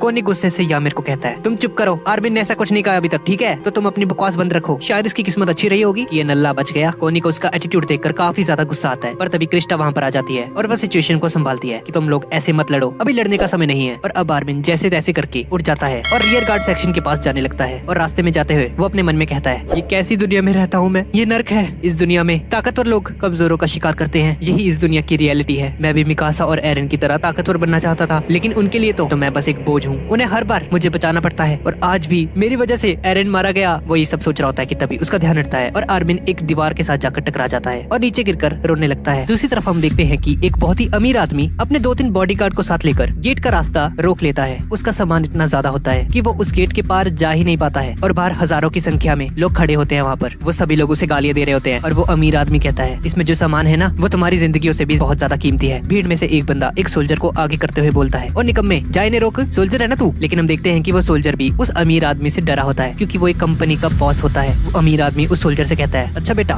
मुझे रोकेगा तू, जो तो खाना खाता है ना वो मैं ही दिलाता हूँ तुझे। और तभी धरती कांपने लग जाती है और एक टाइटन उनकी तरफ बढ़ने लगता है बहुत ही तेजी से, जिसे देखकर वहाँ मौजूद सभी के सभी लोग डर जाते हैं और वहाँ हंगामा मच जाता है। वो सभी लोग उस गेट के अंदर जाने की कोशिश करने लगते हैं और तभी पीछे से कुछ सोल्जर्स आकर उस टाइटन को मारने की कोशिश करते हैं, लेकिन वो टाइटन बहुत ही ज्यादा तेज होता है। उनमें से एक सोल्जर कहता है ये एबनॉर्मल टाइटन है, बस भागता जा रहा है पागलों की तरह। और तभी मिकासा वहाँ पर आ जाती है और वो काफी तेजी से आगे जाकर उस टाइटन को मार देती है। और उसको मारने के बाद उसकी नजर उस गेट पे पड़ती है जहाँ बहुत सारे लोग इकट्ठा होते हैं और वो अमीर आदमी उससे कहता है मिकासा तुम बिल्कुल सही टाइम पर आए हो, इन सभी लोगों को मेरी मदद करने के लिए बोलो, इसके बदले में मैं तुम्हें बहुत ज्यादा इनाम दूंगा। ये सुनकर मिकासा कहती है यहाँ मेरे साथी मर रहे हैं क्योंकि शहर खाली करने में देर हो रही है। वो बंदा बोलता है अरे आखिर उनको मरना ही है, उनकी यही तो ड्यूटी है, सिटीजन्स की हिफाजत करना। उस बंदे की इस बात से मिकासा बहुत ही ज्यादा गुस्सा हो जाती है और वो उस आदमी की तरफ बढ़ते हुए कहती है मेरी ड्यूटी है सिटीजन्स की रक्षा करना। ये सुनकर वो अमीर बंदा कहता है ये कैसे बात कर रही हो तुम, मैं तुम्हारे बॉस का भी बॉस हूँ, मैं उसे कहकर तुम्हारी ऐसी की तैसी करवा दूंगा। पर तभी मिकासा उसके 2 आदमियों को मारकर अपनी तलवार उस आदमी के गर्दन पर रख देती है। वो बंदा डर जाता है, उस सामान को हटवा देता है और वो सभी लोग गेट से अंदर जाने लगते हैं। अब मिकासा वहाँ से चली जाती है और मिकासा की टीम का कैप्टन उसे कहता है तुमने बहुत ही बढ़िया काम किया मिकासा। और अब हमें मिकासा की लाइफ स्टोरी को दिखाया जाता है जिसमें वो अपने परिवार के साथ बैठी होती है। मिकासा अपनी मम्मी से पूछती है मम्मी बच्चे कैसे होते हैं। ये सुनकर उसकी मम्मी से कहती है मुझे नहीं पता बेटे, अपने पापा से पूछ लो। उसके पापा से कहते हैं बेटा मुझे भी नहीं पता, क्यों ना तुम अपने अंकल जेगर से पूछ लो, वो आज आने वाले हैं। और तभी किसी के दरवाजा खटखटाने की आवाज आती है और उन्हें लगता है कि शायद डॉक्टर जेगर आ चुके हैं। और घर के बाहर हम एरन और उसके पापा को देखते हैं। एरन के पापा बार बार दरवाजा खटखटाते हैं पर कोई भी जवाब नहीं मिलता। एरन के फादर गिरिशा अंदर जाने लगते हैं और अंदर देखकर वो हैरान रह जाते हैं क्योंकि वहाँ मिकासा की मम्मी और उसके फादर की लाश पड़ी होती है। ये देखकर एरन हक्का बक्का रह जाता है। एरन के फादर उसे कहते हैं मैं मिलिट्री ब्रिगेड वालों को बुला कर लेकर आता हूँ, तुम पहाड़ के नीचे मेरा इंतजार करो। और फिर दूसरी तरफ हम लोग देखते हैं कि कुछ लोग मिकासा को अपने घर में बांध रखे होते हैं। वो आपस में बात करने लगते हैं क्या इस लड़की की कोई कीमत मिलेगी हमें, क्या लगता है तुम्हें। फिर दूसरा बंदा उस पर भड़कते हुए कहता है तेरे को इसकी मॉम को किसने मारने को कहा था बे, असली माल तो वो थी। ये सुनकर मिकासा भी थोड़ी देर पहले हुए हादसे को याद करने लगती है जहाँ उसके फादर वो दरवाजा खोलते हैं ये सोचकर कि बाहर डॉक्टर जेगर होंगे, लेकिन बाहर कुछ अनजान 3 लोग होते हैं जो कि सबसे पहले उसके फादर को मारते हैं। ये देखकर उसकी मम्मी टेबल पर पड़ा एक सीजर उठाकर उन लोगों को मारने के लिए आगे बढ़ती है और उन्हें रोकते हुए मिकासा से कहती है मिकासा यहाँ से भाग जाओ जल्दी। और वो आदमी एक कुल्हाड़ी से उसकी मम्मी को भी मार देता है और उस बंदे का साथी पीछे से चिल्लाते हुए कहता है, अरे पागल, ये क्या कर दिया तूने? सिर्फ बाप को मारना था, इसकी मॉम को थोड़ी। तो मैं क्या करता, ये मुझे मारने वाली थी अभी। वो दूसरा बंदा कहता है, चलो बहाने मत बनाओ, इस दूसरे लड़के को पकड़ लो जल्दी। मिकासा ये सब याद करते हुए प्रेजेंट मोमेंट में आती है और तभी एरन वहाँ पर आ जाता है और एक आदमी एरन के पास जाकर उसे कहता है, ओ बच्चे, यहाँ क्या कर रहे हो तुम? एरन कहता है, माफ करना, मैं जगह भटक गया था और मुझे बस ये एक घर दिखा तो मैं यहाँ गया। ये देखकर वो दोनों के दोनों कुछ इशारा करते हैं एक दूसरे को, जिसके बाद वो बंदा बहुत ही प्यार से एरन से कहता है, तुम्हें ऐसे जंगल में नहीं भटकना चाहिए बेटे,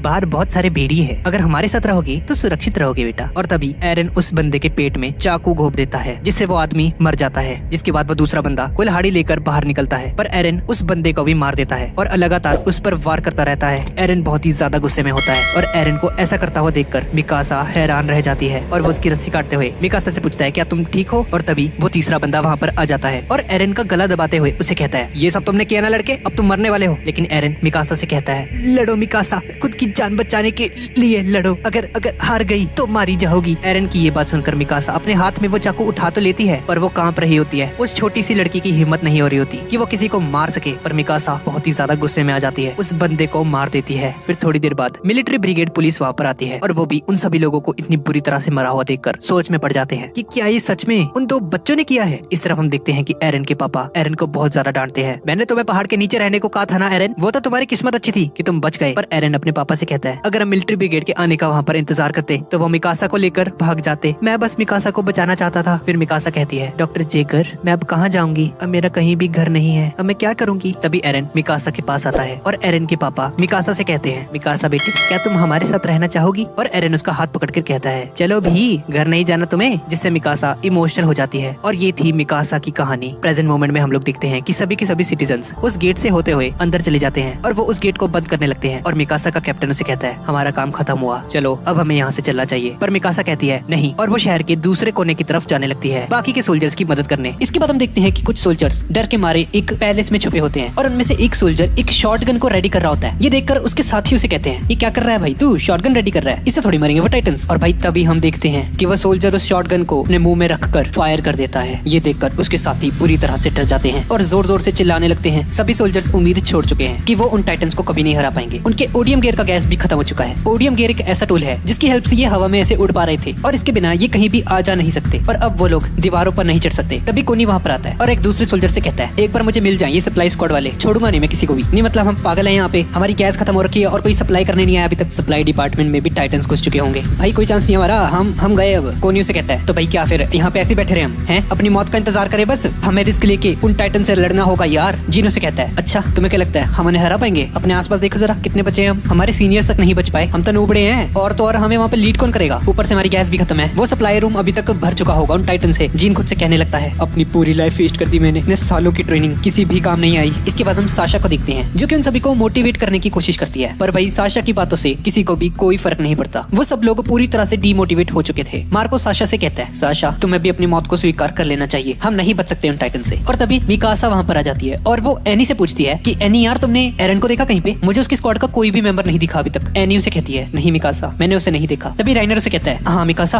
आर्मिन को देखा था मैंने, वो देखो वो वहाँ पर बैठा है। वो मिकासा आर्मिन के पास जाती है और वो आर्मिन से पूछती है, आर्मिन तुम्हें चोट तो नहीं आई ना, तुम तो यहाँ हो पर एरन कहाँ पे है, मुझे वो कहीं नजर नहीं आ रहा। पर आर्मिन मिकासा की बातों का कोई भी जवाब नहीं देता। आर्मिन की हिम्मत नहीं हो रही थी कि वो मिकासा को बताए। आर्मिन थोड़ी सी हिम्मत जुटाकर मिकासा से कहता है, मिकासा मुझे छोड़कर 34th ट्रेनिंग कॉर्प्स में से कोई नहीं बचा, सब के सब अपनी ड्यूटी निभाते हुए शहीद हो गए। और ये सुनकर सभी के सभी लोग और भी ज्यादा डर जाते हैं और उन्हें लगता है कि अगर वो भी टाइटन्स के साथ ऐसे ही फाइट करते रहे तो उनका भी यही इंजाम होने वाला है थोड़ी देर में। फिर आर्मिन उसे कहता है, मिकासा मुझे माफ कर दो, एरन मुझे बचाते बचाते मरा है। मिकासा आर्मिन से कहती है, ये वक्त रोने का नहीं है, जो कुछ भी हुआ उसमें तुम्हारी गलती नहीं थी। और अब इसके बाद मिकासा मार्को से पूछती है कि अगर हम हेडक्वार्टर के आसपास वाले टाइटन्स को मार दें तो हम हेडक्वार्टर के अंदर जाकर अपनी गैस को फिर से रिफिल कर सकते हैं और फिर से दीवारों पर चढ़ना शुरू कर सकते हैं। मार्को से कहता है, हाँ मिकासा, लेकिन यार मुझे नहीं लगता तुम उन सबको मार सकती हो। मिकासा उसे कहती है, तुम सब लोग यहाँ पर बस कायरो की तरह बैठे रहो और मैं उन सभी को मार कर आती हूँ, कोई मेरे पीछे नहीं आएगा। और मिकासा की ये बात सुनकर कुछ लोग भड़क जाते हैं कि ये ऐसे कैसे बोल रही है, हमें ये क्या समझती खुद को है, तुम हीरोइन मत बनो ज्यादा, अगर हम उन टाइटन से फाइट नहीं करेंगे तो हम कभी नहीं जीत पाएंगे। और ये बोलकर मिकासा वहाँ से चली जाती है और मिकासा का जज्बा देखकर जीन भी मोटिवेट हो जाता है और वो भी मिकासा को सपोर्ट करने उसके पीछे चला जाता है। और भाई देखते ही देखते सभी के सभी लोग एक एक करके मिकासा और जीन के पीछे जाने लगते हैं और मिकासा उन सभी के सभी टाइटन्स को आसानी से मार रही होती है। आर्मिन मिकासा को देखकर समझ जाता है कि मिकासा बाकियों के मुकाबले ज्यादा गैस यूज कर रही है और उसकी गैस थोड़ी ही देर में खत्म होने वाली वाली है और मुझे लगता है कि एरन की मौत का मिकासा पर काफी गहरा असर पड़ा है, इसलिए वो काफी गुस्से में है इस वक्त। और तभी देखते ही देखते मिकासा की गैस खत्म हो जाती है और वो एक घर की छत से जाकर टकराती है और अपने मन में कह रही होती है, सब खत्म हो गया, मैंने एरन को खो दिया, अब मुझ में हिम्मत नहीं दोबारा से शुरू करने की, मुझे लगता है मुझे सुसाइड कर लेना चाहिए। और तभी एक टाइटन वहाँ पर आने लगता है मिकासा को मारने के लिए। मिकासा जीने की उम्मीद खो चुकी थी और वो अपने हथियार नीचे करके अपनी आंखें बंद कर अपने घुटनों पर बैठ जाती है और अपनी मौत के आने का इंतजार करती है। और जैसे ही वो टाइटन मिकासा को पकड़ने लगता है तो मिकासा ऑटोमेटिकली उससे बचने की कोशिश करने लगती है और मिकासा को खुद समझ नहीं आता कि ये वो क्या कर रही है, वो तो मरना चाहती थी ना अभी, तो वो इससे बच क्यों रही है। और तभी दूसरी तरफ से एक और टाइटन वहाँ पर आने लगता है। दरअसल मिकासा को एरन की वही बात याद आती है जो एरन ने उससे बचपन में कही थी, लड़ो मिकासा, खुद की जान बचाने के लिए लड़ो, अगर हार गई तो मारी जाओगी। जिसके बाद मिकासा अपने मन में कहती है, एरन मुझे माफ कर दो, मैं कभी भी हार नहीं मानूंगी, क्योंकि अगर मैं मर गई तो मेरे साथ साथ तुम्हारी सभी यादें भी मर जाएंगी। और मिकासा अपने ब्लेड्स को रेडी करके उस टाइटन के साथ फाइट करने के लिए बिल्कुल तैयार हो जाती है। पर तभी वो दूसरा टाइटन जो अभी अभी वहाँ पर आया है, वो टाइटन उस पहले वाले टाइटन को एक जोरदार मुक्का मार देता है। ऐसा पहली बार था कि एक टाइटन अपनी ही नस्ल के एक दूसरे टाइटन को मार रहा था और ये देखकर मिकासा को कुछ समझ नहीं आता कि ये टाइटन अपने ही साथी को क्यों मार रहा है, भाई ये क्या हो रहा है। और तभी आर्मिन वहाँ पर आ जाता है और वो मिकासा को लेकर एक घर की छत पर चला जाता है। और तभी कोने भी वहाँ पर आ जाता है और वो लोग एक घर की छत पर खड़े हुए देखते हैं कि उस अच्छे वाले टाइटन के सामने एक और टाइटन आ जाता है और वो दोनों के दोनों एक दूसरे पर चिल्लाने लगते हैं जानवरों की तरह। और वो अच्छा वाला टाइटन एक हैंड टू हैंड कॉम्बैट का स्टांस ले लेता है उस दूसरे वाले टाइटन से फाइट करने के लिए। ये देखकर आर्मिन, मिकासा और कोनी तीनों के तीनों हक्के बक्के रह जाते हैं। उन्होंने अपनी लाइफ में कभी भी ऐसा नजारा नहीं देखा था। और देखते ही देखते वो अच्छा वाला टाइटन उस दूसरे वाले टाइटन की खोपड़ी उड़ा देता है और उसकी गर्दन को भी अपने पैरों से कुचल देता है। कोनी उसे कहता है, मुझे लगता है यहाँ पे रहना बिल्कुल भी सेफ नहीं है, हमें यहाँ से चलना चाहिए। पर आर्मिन उसे कहता है, कोनी मुझे नहीं लगता, क्योंकि अगर ये टाइटन हमें मारना चाहता तो वो कब का मार चुका होता। वो हमें बहुत ही आसानी से देख पा रहा है इस वक्त, पर फिर भी वो हम पर हमला नहीं कर रहा, वो हमें इग्नोर कर रहा है इस वक्त। कोनी उसे कहता है, मुझे लगता है ये एक एबनॉर्मल टाइटन है जिसे नहीं पता कि कौन उसका दुश्मन है और कौन उसका दोस्त। हमें HQ चलना चाहिए इससे पहले कि वो हम पर भी हमला कर दे। और उस अच्छे वाले टाइटन को देखकर मिकासा के अंदर फिर से जीतने की एक होप जग जाती है। इसके बाद आर्मिन को एक आइडिया आता है, सुनने में थोड़ा पागलपन जैसा लगेगा, हम उस टाइटन को एज अ वेपन यूज कर सकते हैं। ये टाइटन सिर्फ दूसरे टाइटन्स को ही मार रहा है, इसने हम पर अभी तक अटैक नहीं किया, तो अगर हम उसके आसपास के टाइटन्स को मार दें तो वो खुद ही दूसरे टाइटन्स को ढूंढते ढूंढते हेडक्वार्टर्स की तरफ चला जाएगा और वहाँ के सभी टाइटन्स को भी वो मार देगा। फिर कोनी उसे कहता है, वो सब तो ठीक है, अगर इसने पलट कर ही हमारे ही सोल्जर्स पे अटैक कर दिया तो सबके सब मारे जाएंगे। मिकासा को आर्मिन की बात में दम लगता है, पर फिर भी वो आर्मिन के साथ सहमति जताते हुए कहती है, मुझे लगता है हमें कोशिश तो करनी चाहिए, क्योंकि कोनी अगर हम कुछ नहीं करेंगे तो हम वैसे भी मर जाएंगे। कोनी को ये प्लान थोड़ा ठीक नहीं लगता, पर फिर भी वो मान जाता है। इस तरफ हम जीन को देखते हैं जो कि खुद को कोस रहा होता है और तभी वो देखता है कि वो टाइटन्स उसके सोल्जर्स पर ध्यान नहीं दे रहे हैं, वो इस वक्त किसी और तरफ देख रहे हैं। और ये देखकर जीन को एक आइडिया आता है और वो जल्दी से अपने सभी सोल्जर से कहता है, जल्दी से हेडक्वार्टर की तरफ बढ़ो, इन टाइटन्स का ध्यान नहीं है हम पर। और ये सुनकर सभी के सभी सोल्जर्स हेडक्वार्टर की तरफ जाने लगते हैं और इस तरफ मिकासा अपने रास्ते में आने वाले हर एक टाइटन को मार रही होती है और वो एबनॉर्मल टाइटन भी बाकी टाइटन्स को मार रहा होता है। रास्ते में चलते चलते जीन को एक टाइटन पकड़ लेता है, पर जीन किसी तरह से उस टाइटन की उंगली काटकर खुद को छुड़ा लेता है और उसकी पकड़ से बच निकलता है। मार्को जीन से कहता है, तुमने हम सभी को बचा लिया यार, तुम सही में एक ट्रू लीडर हो। और वो दोनों उस हेडक्वार्टर में पहुंच जाते हैं और बाकी के लोग भी अंदर आने लगते हैं, पर जीन देखता है कि काफी कम लोग ही आ पाए हैं अंदर और अंदर आते आते न जाने कितने ही सोल्जर्स उसके मर चुके हैं ऑलरेडी। ये देखकर जीन काफी ज्यादा दुखी हो जाता है। जीन की नजर दो सोल्जर्स पे पड़ती है जो कि एक टेबल के नीचे छुपे हुए थे और उसको रियलाइज होता है कि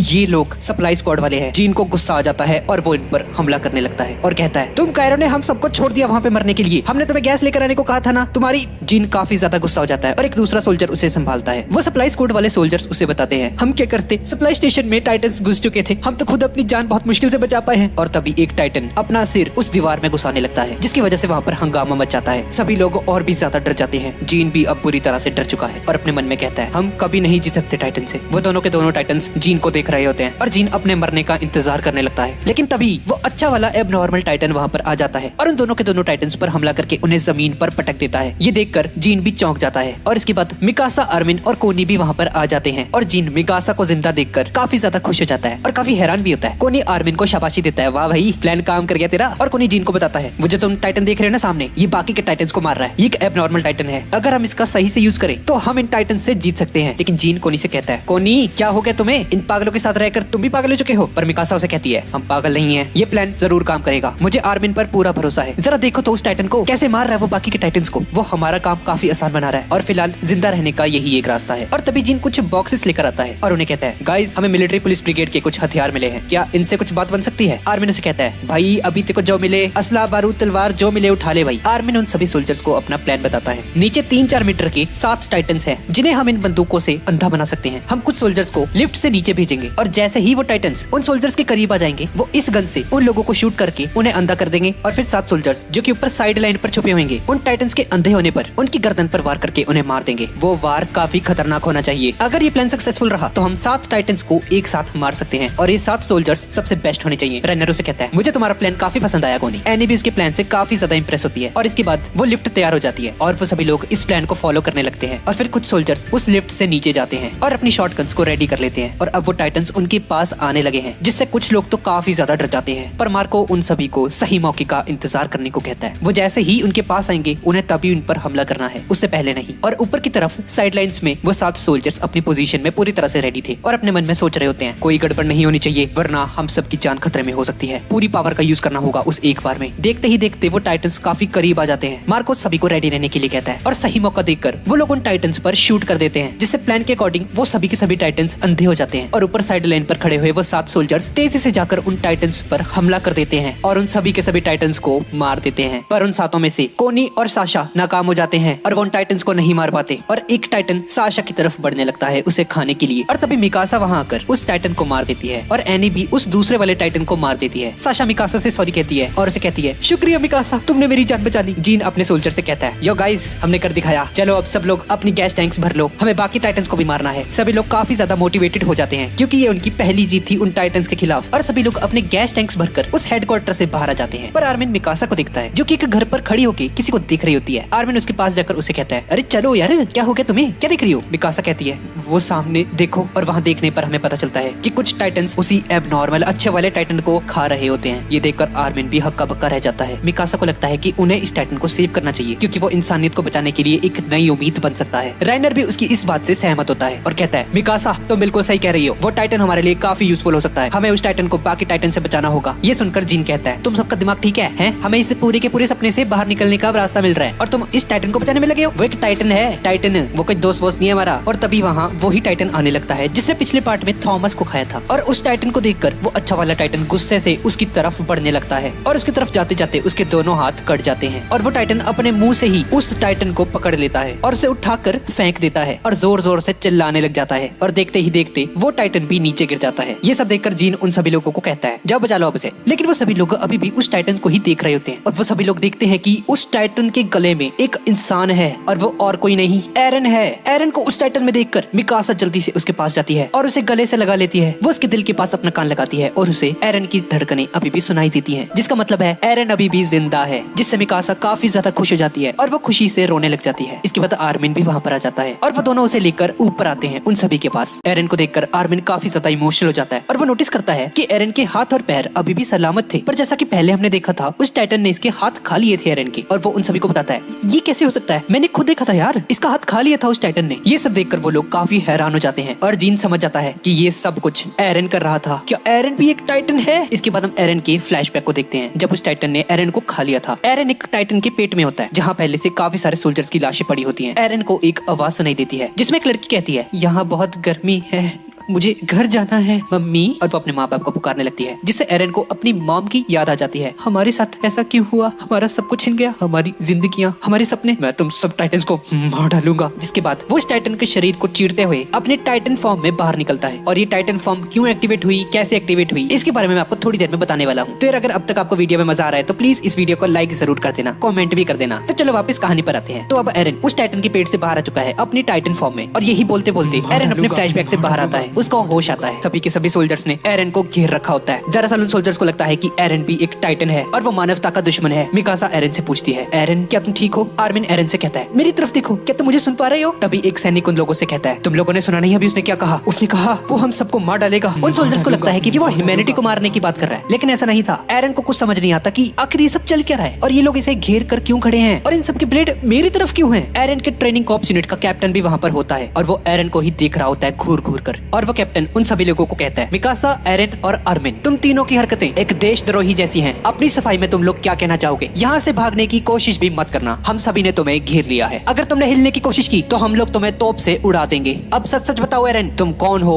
एक इंसान या एक टाइटन? एरन अपने मन में सोचता है भला ये कैसा सवाल हुआ भाई, ये क्या पूछ रहे हैं मुझसे ये? एरन को कुछ भी नहीं पता होता कि वो अभी टाइटन में बदल चुका था। पहले सभी के सभी सोल्जर्स उसे हेट की नजरों से देख रहे होते हैं जैसे कि एरन कोई मॉन्स्टर होता है। तभी एरन जोर से चिल्लाकर कहता है सर मुझे आपका सवाल समझ नहीं आया, आप क्या कहना चाहते हैं? तभी वो कैप्टन उसे कहता है, अच्छा बेटे अब इनोसेंट बनने का नाटक कर रहे हो। हमने तुम्हें उस टाइटन के शरीर से निकलते हुए देखा है एरन, और सिचुएशन को देखते हुए मैं बिना राजा की परमिशन से भी अभी तुम पर तोप के गोले मार सकता हूँ। मुझे बिल्कुल भी रिस्क नहीं लेना, हम तुम तीनों को यहीं पर उड़ा देंगे। सोल्जर्स अपने कैनन्स रेडी रखो। बाकी के सोल्जर्स भी उस कैप्टन को कहते हैं, अभी हम आसानी से इसे मार सकते हैं क्योंकि अभी टाइटन नहीं बना हुआ। तभी मिकासा उन सभी को कहती है, एरन को हाथ पे लगा के देखो, मैं बताती हूँ तुम्हें। ये सुनकर वो कैप्टन थोड़ा सा डर जाता है क्योंकि मिकासा काफी ज्यादा खतरनाक सोल्जर होती है। इयान नाम का सोल्जर अपने कैप्टन को बताता है, सर वो मिकासा है, ये अकेली लड़की वन मैन आर्मी है, वन वुमन आर्मी कह सकते हैं। आर्मिन मिकासा से कहता है, मिकासा उनसे लड़कर कुछ फायदा नहीं है, हमारे पीछे दीवार है यार, हम इतने सारे सोल्जर से नहीं लड़ सकते, तुम थोड़ा सा शांत हो जाओ और उनसे बात करने की कोशिश करो। वो कैप्टन एरन से फिर से पूछता है, एरन मैं आखिरी बार तुमसे पूछ रहा हूँ, तुम एक इंसान हो या एक टाइटन? एरन काफी सोच समझकर उस कैप्टन से कहता है, मैं एक इंसान हूँ सर। पर वो कैप्टन एरन की बात का यकीन नहीं करता और उसे कहता है, सॉरी एरन, पर मैं तुम पर बिल्कुल भी भरोसा नहीं कर सकता। और वो कैप्टन उस कैनन को चलाने के लिए अपना हाथ ऊपर कर देता है। मिकासा एरन को लेकर वहाँ से भागने की कोशिश करती है, लेकिन तभी एरन को अपने गले में मौजूद वो चाबी दिखाई देती है जो कि उसके फादर ने उसे दी थी। वो फ्लैशबैक में देखता है कि उसके फादर उसे वो चाबी देते हुए कहते हैं, एरन इस चाबी को हमेशा अपने पास रखना, इसे कभी मत खोना, इससे तुम्हें याद आएगा कि तुम्हें कैसे भी करके उस बेसमेंट में जाना है। जैसा कि हमने पहले पार्ट में देखा था कि एरन के फादर ने उसे बोला था कि मेरा इंतजार करना, मैं तुम्हें अपने बेसमेंट में छुपा हुआ एक राज के बारे में बताऊंगा। पर उसके फादर कभी लौटे ही नहीं। एरन के फादर ने एक इंजेक्शन भी लगाया होता है एरन को। अभी तुम्हें कुछ भी समझाना बेकार रहेगा एरन, इस इंजेक्शन से तुम्हारी याददाश्त धुंधली हो जाएगी। मैं तुम्हें एक ऐसी कैपेबिलिटी दे रहा हूँ जो तुम्हें उन टाइटन से फाइट करने में बहुत ही ज्यादा हेल्प करेगी। तुम्हें कैसे भी करके वॉलमारिया पहुंचकर हमारे घर के बेसमेंट में जाना होगा, वहीं तुम्हें सभी सवालों के जवाब मिलेंगे। इसी के साथ एरन उस फ्लैशबैक से बाहर आता है और तभी वो सोल्जर्स उस कैनन को फायर कर देते हैं उन तीनों पर और एरन अपने हाथ को जोर से काटता है। यार ये तो बिल्कुल माय हीरो एकेडमिया की तरह है। इन फ्यूचर उस एनिमे को भी कवर करेंगे जिसकी वजह से वहाँ एक बिजली सी कड़कती है और कैनन की वजह से एक जोर का ब्लास्ट होता है। वहाँ पर हर तरफ स्मोक होती है और हम मिकासा और आर्मिन को देखते हैं जो कि काफी शॉक में होते हैं। वहाँ मौजूद सभी के सभी सोल्जर्स हक्के बक्के रह जाते हैं और वो सभी सोल्जर्स देखते हैं कि वहाँ टाइटन का एक कंकाल पड़ा हुआ है जिसने आर्मिन और मिकासा को बचा लिया था। उस कैनन का धमाका और एरन की ट्रांसफॉर्मेशन एक टाइम पर होती है जिसकी वजह से एक बहुत ही बड़ा सा ब्लास्ट होता है वहाँ पर और उस ब्लास्ट की साउंड बाकी के सोल्जर्स को भी सुनाई देती है जो कि वॉल के उस तरफ थे। उन सभी लोगों को लगता है कि क्या टाइटन्स अंदर तो नहीं आ गए फिर से, जिसके बाद राइनर उसी लोकेशन पर जाने लगता है। ब्रेथ होल्ड और एनी भी उसके पीछे पीछे जाने लगते हैं। वहाँ पर पहुंचने के बाद वो चारों लोग सिचुएशन को देखकर बहुत ही ज्यादा घबरा जाते हैं। एक स्केलेटन टाइप टाइटन जिसके आसपास बहुत ही ज्यादा स्मोक होती है, इस चीज को देखकर सभी सोल्जर्स बहुत ही ज्यादा डर जाते हैं। उस स्केलेटन के अंदर आर्मिन भी बहुत ही ज्यादा डरा होता है। मिकासा और उसे बताती है, आर्मिन मुझे लगता है एरन ने हमें बचाने के लिए ये सब किया। इसके बाद एरन अपनी आंखें खोलता है, सीधा जाता है आर्मिन और मिकासा के पास उन्हें चेक करने की क्या वो ठीक है। और आर्मिन एरन से पूछता है,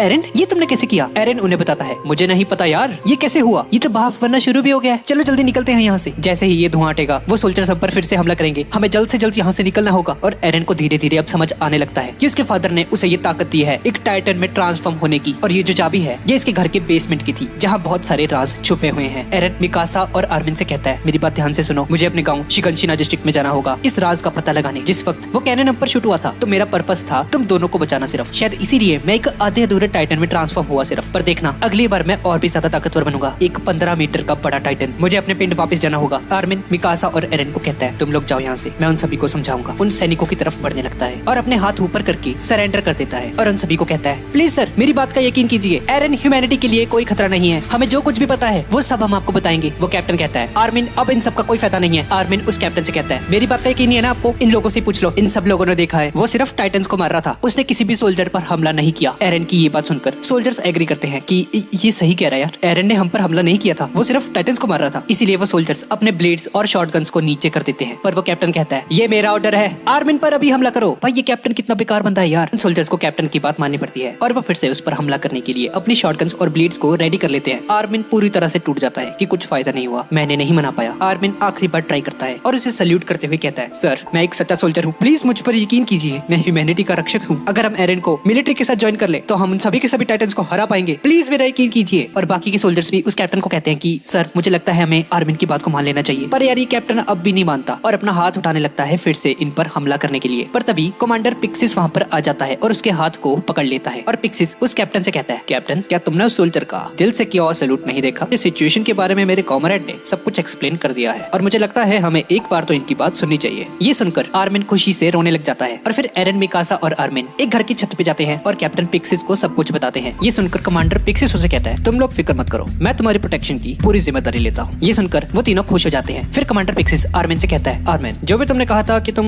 मिलिट्री के साथ एरन को ज्वाइन कर सकते हो और सभी टाइटन्स का सफाया कर सकते सकते हो। क्या ऐसा पॉसिबल है या तुमने वो सिर्फ अपनी जान बचाने के लिए बोला था? आर्मिन कहता है दोनों ही कमांडर। दरअसल मैं ये सोच रहा था कि एरन अपनी टाइटन फॉर्म का यूज करके बड़े से पत्थर को उठाकर उस दीवार में हुए छेद को सील कर सकता है, जहाँ से ही वो टाइटन्स अंदर आते हैं। पिक्सिस एरन से पूछता है, बेटे क्या तुम उस गेट को सील कर सकते हो? ये सुनकर एरन उसे कहता है, एरन अपनी कंट्री को बचाना चाहता था, इसलिए पूरे जोश के साथ उस कमांडर से कहता है, यस कमांडर, मैं करूंगा ये। सर मैं अपनी पूरी कोशिश करूंगा। कमांडर पिक्सिस एक बड़ी सी दीवार के ऊपर जाता है और बहुत ही जोर से अटेंशन बोलता है। वो इतनी जोर से अटेंशन बोलता है कि आधे लोग तो उसकी आवाज सुनते ही पूरी तरह से घबरा जाते हैं। सभी के सभी सोल्जर्स उसे गौर से देख रहे होते हैं। उन सभी सोल्जर्स को कहता है, अब मैं तुम सभी सोल्जर्स को एक प्लान बताने जा रहा हूँ। हमारा मकसद होगा उस बड़े से होल को सील करना और अब वक्त है इस ट्रेनी को आप सभी के सामने पेश करने का। ये है एरन जेकर। ये सोल्जर अपने शरीर को एक टाइटन में बदल सकता है। तो हमारा प्लान ये है कि एरन अपनी शक्तियों का यूज करके एक टाइटन में बदलेगा और एक बड़े से पत्थर को उठाकर उस गेट को सील कर देगा और तुम सभी सोल्जर्स का काम होगा एरन की बाकी टाइटन से सुरक्षा करना। आर्मिन एक प्लान बताता है कि मैंने ऐसा नोटिस किया है कि टाइटन्स उसी जगह पर आते हैं जहाँ पर बहुत ज्यादा सैनिक होते हैं। तो मुझे लगता है कि हमें दीवार के एक कोने में बहुत सारे सोल्जर्स को इकट्ठा करना चाहिए ताकि उन सभी के सभी टाइटन्स का ध्यान उन सोल्जर्स की तरफ आए और वो एरन के रास्ते में ना आए। और जैसे ही वो सभी के सभी टाइटन्स एक जगह पर इकट्ठा हो जाएंगे हम उन्हें कैनन से उड़ा देंगे। पर हमें एरन की भी सुरक्षा का ख्याल रखना होगा, इसीलिए एलीट स्क्वाड को एरन को प्रोटेक्ट करना होगा। और इस तरफ कमांडर पिक्सिस उन सभी के सभी सोल्जर्स को कहता है, जिसको भी यहाँ से जाना है वो जा सकता है, अभी मौका है तुम्हारे पास, उसे कोई सजा नहीं दी जाएगी। और जो भी सोल्जर अपने परिवार को वही मंजर दिखाना चाहता है जो वो पहले देख चुका है वो भी यहाँ से जा सकता है। पहले तो वो सभी के सभी सोल्जर्स वहाँ से जाने लगते हैं, पर अपने परिवार का ख्याल करके वो सोल्जर्स वापस कमांडर की तरफ आने लगते हैं। कमांडर पिक्सिस, इयान, हेनरी और मोताबी को एरन की सुरक्षा की जिम्मेदारी सौंपते हैं। अब इसके बाद वो प्लान एग्जीक्यूट होने लगता है और काफी सारे सोल्जर्स उन टाइटन्स के लिए एज अ बेट यूज किए जाते हैं, उन टाइटन्स को इकट्ठा करने के लिए। और उन सोल्जर्स को देखकर एरन के अंदर भी काफी ज्यादा जोश आ जाता है क्योंकि वो सोल्जर्स एरन के लिए अपनी लाइफ को सेक्रीफाइस करने के लिए भी तैयार थे। और एरन अपने मन में कहता है, मैं ये कर ही रहूंगा। और इसके बाद वो सभी के सभी काफी तेजी से उस पत्थर की तरफ बढ़ने लगते हैं और एरन अपना हाथ काट लेता है जिससे काफी ज्यादा तेज रोशनी निकलती है, जिसे देखकर सभी शॉक्ड रह जाते हैं। और अपने हाथ को काटते ही एरन एक घर से टकरा जाता है और अपने टाइटन फॉर्म में आ जाता है और खड़ा होकर चिल्लाने लग जाता है। मिकासा दूर से एरन को देख रही होती है और एरन की नजर जैसे ही मिकासा पर पड़ती है तो एरन मिकासा पर ही हमला कर देता है और मिकासा एक दीवार से टकरा जाती है। और ये देखकर सभी के सभी लोग काफी ज्यादा हैरान हो जाते हैं। मिकासा एरन से बचते हुए एरन के पास जाती है और उससे कहती है, एरन मुझे पता है तुम अंदर ही कहीं हो। अरे मैं मिकासा हूँ, मुझे क्यों मार रहे हो तुम? तुम्हें उस गेट को सील करना है, क्या हुआ तुम्हें, भूल गए तुम? पर तभी रिकु नाम की सोल्जर वहाँ बैठी होती है और वो कहती है, हमें इस एरन से उम्मीद ही नहीं रखनी चाहिए थी, गलती हमारी ही है, हमने इस पर भरोसा कर लिया। और ऐसा कहकर रेड कलर की फ्लेयर गन चला देती है। और तभी इया नाम का एक सोल्जर एरन के हाथ की तरफ दिखता है, वो मिकासा पर हमला करने वाला होता है। और तभी वो मिकासा से कहता है, मिकासा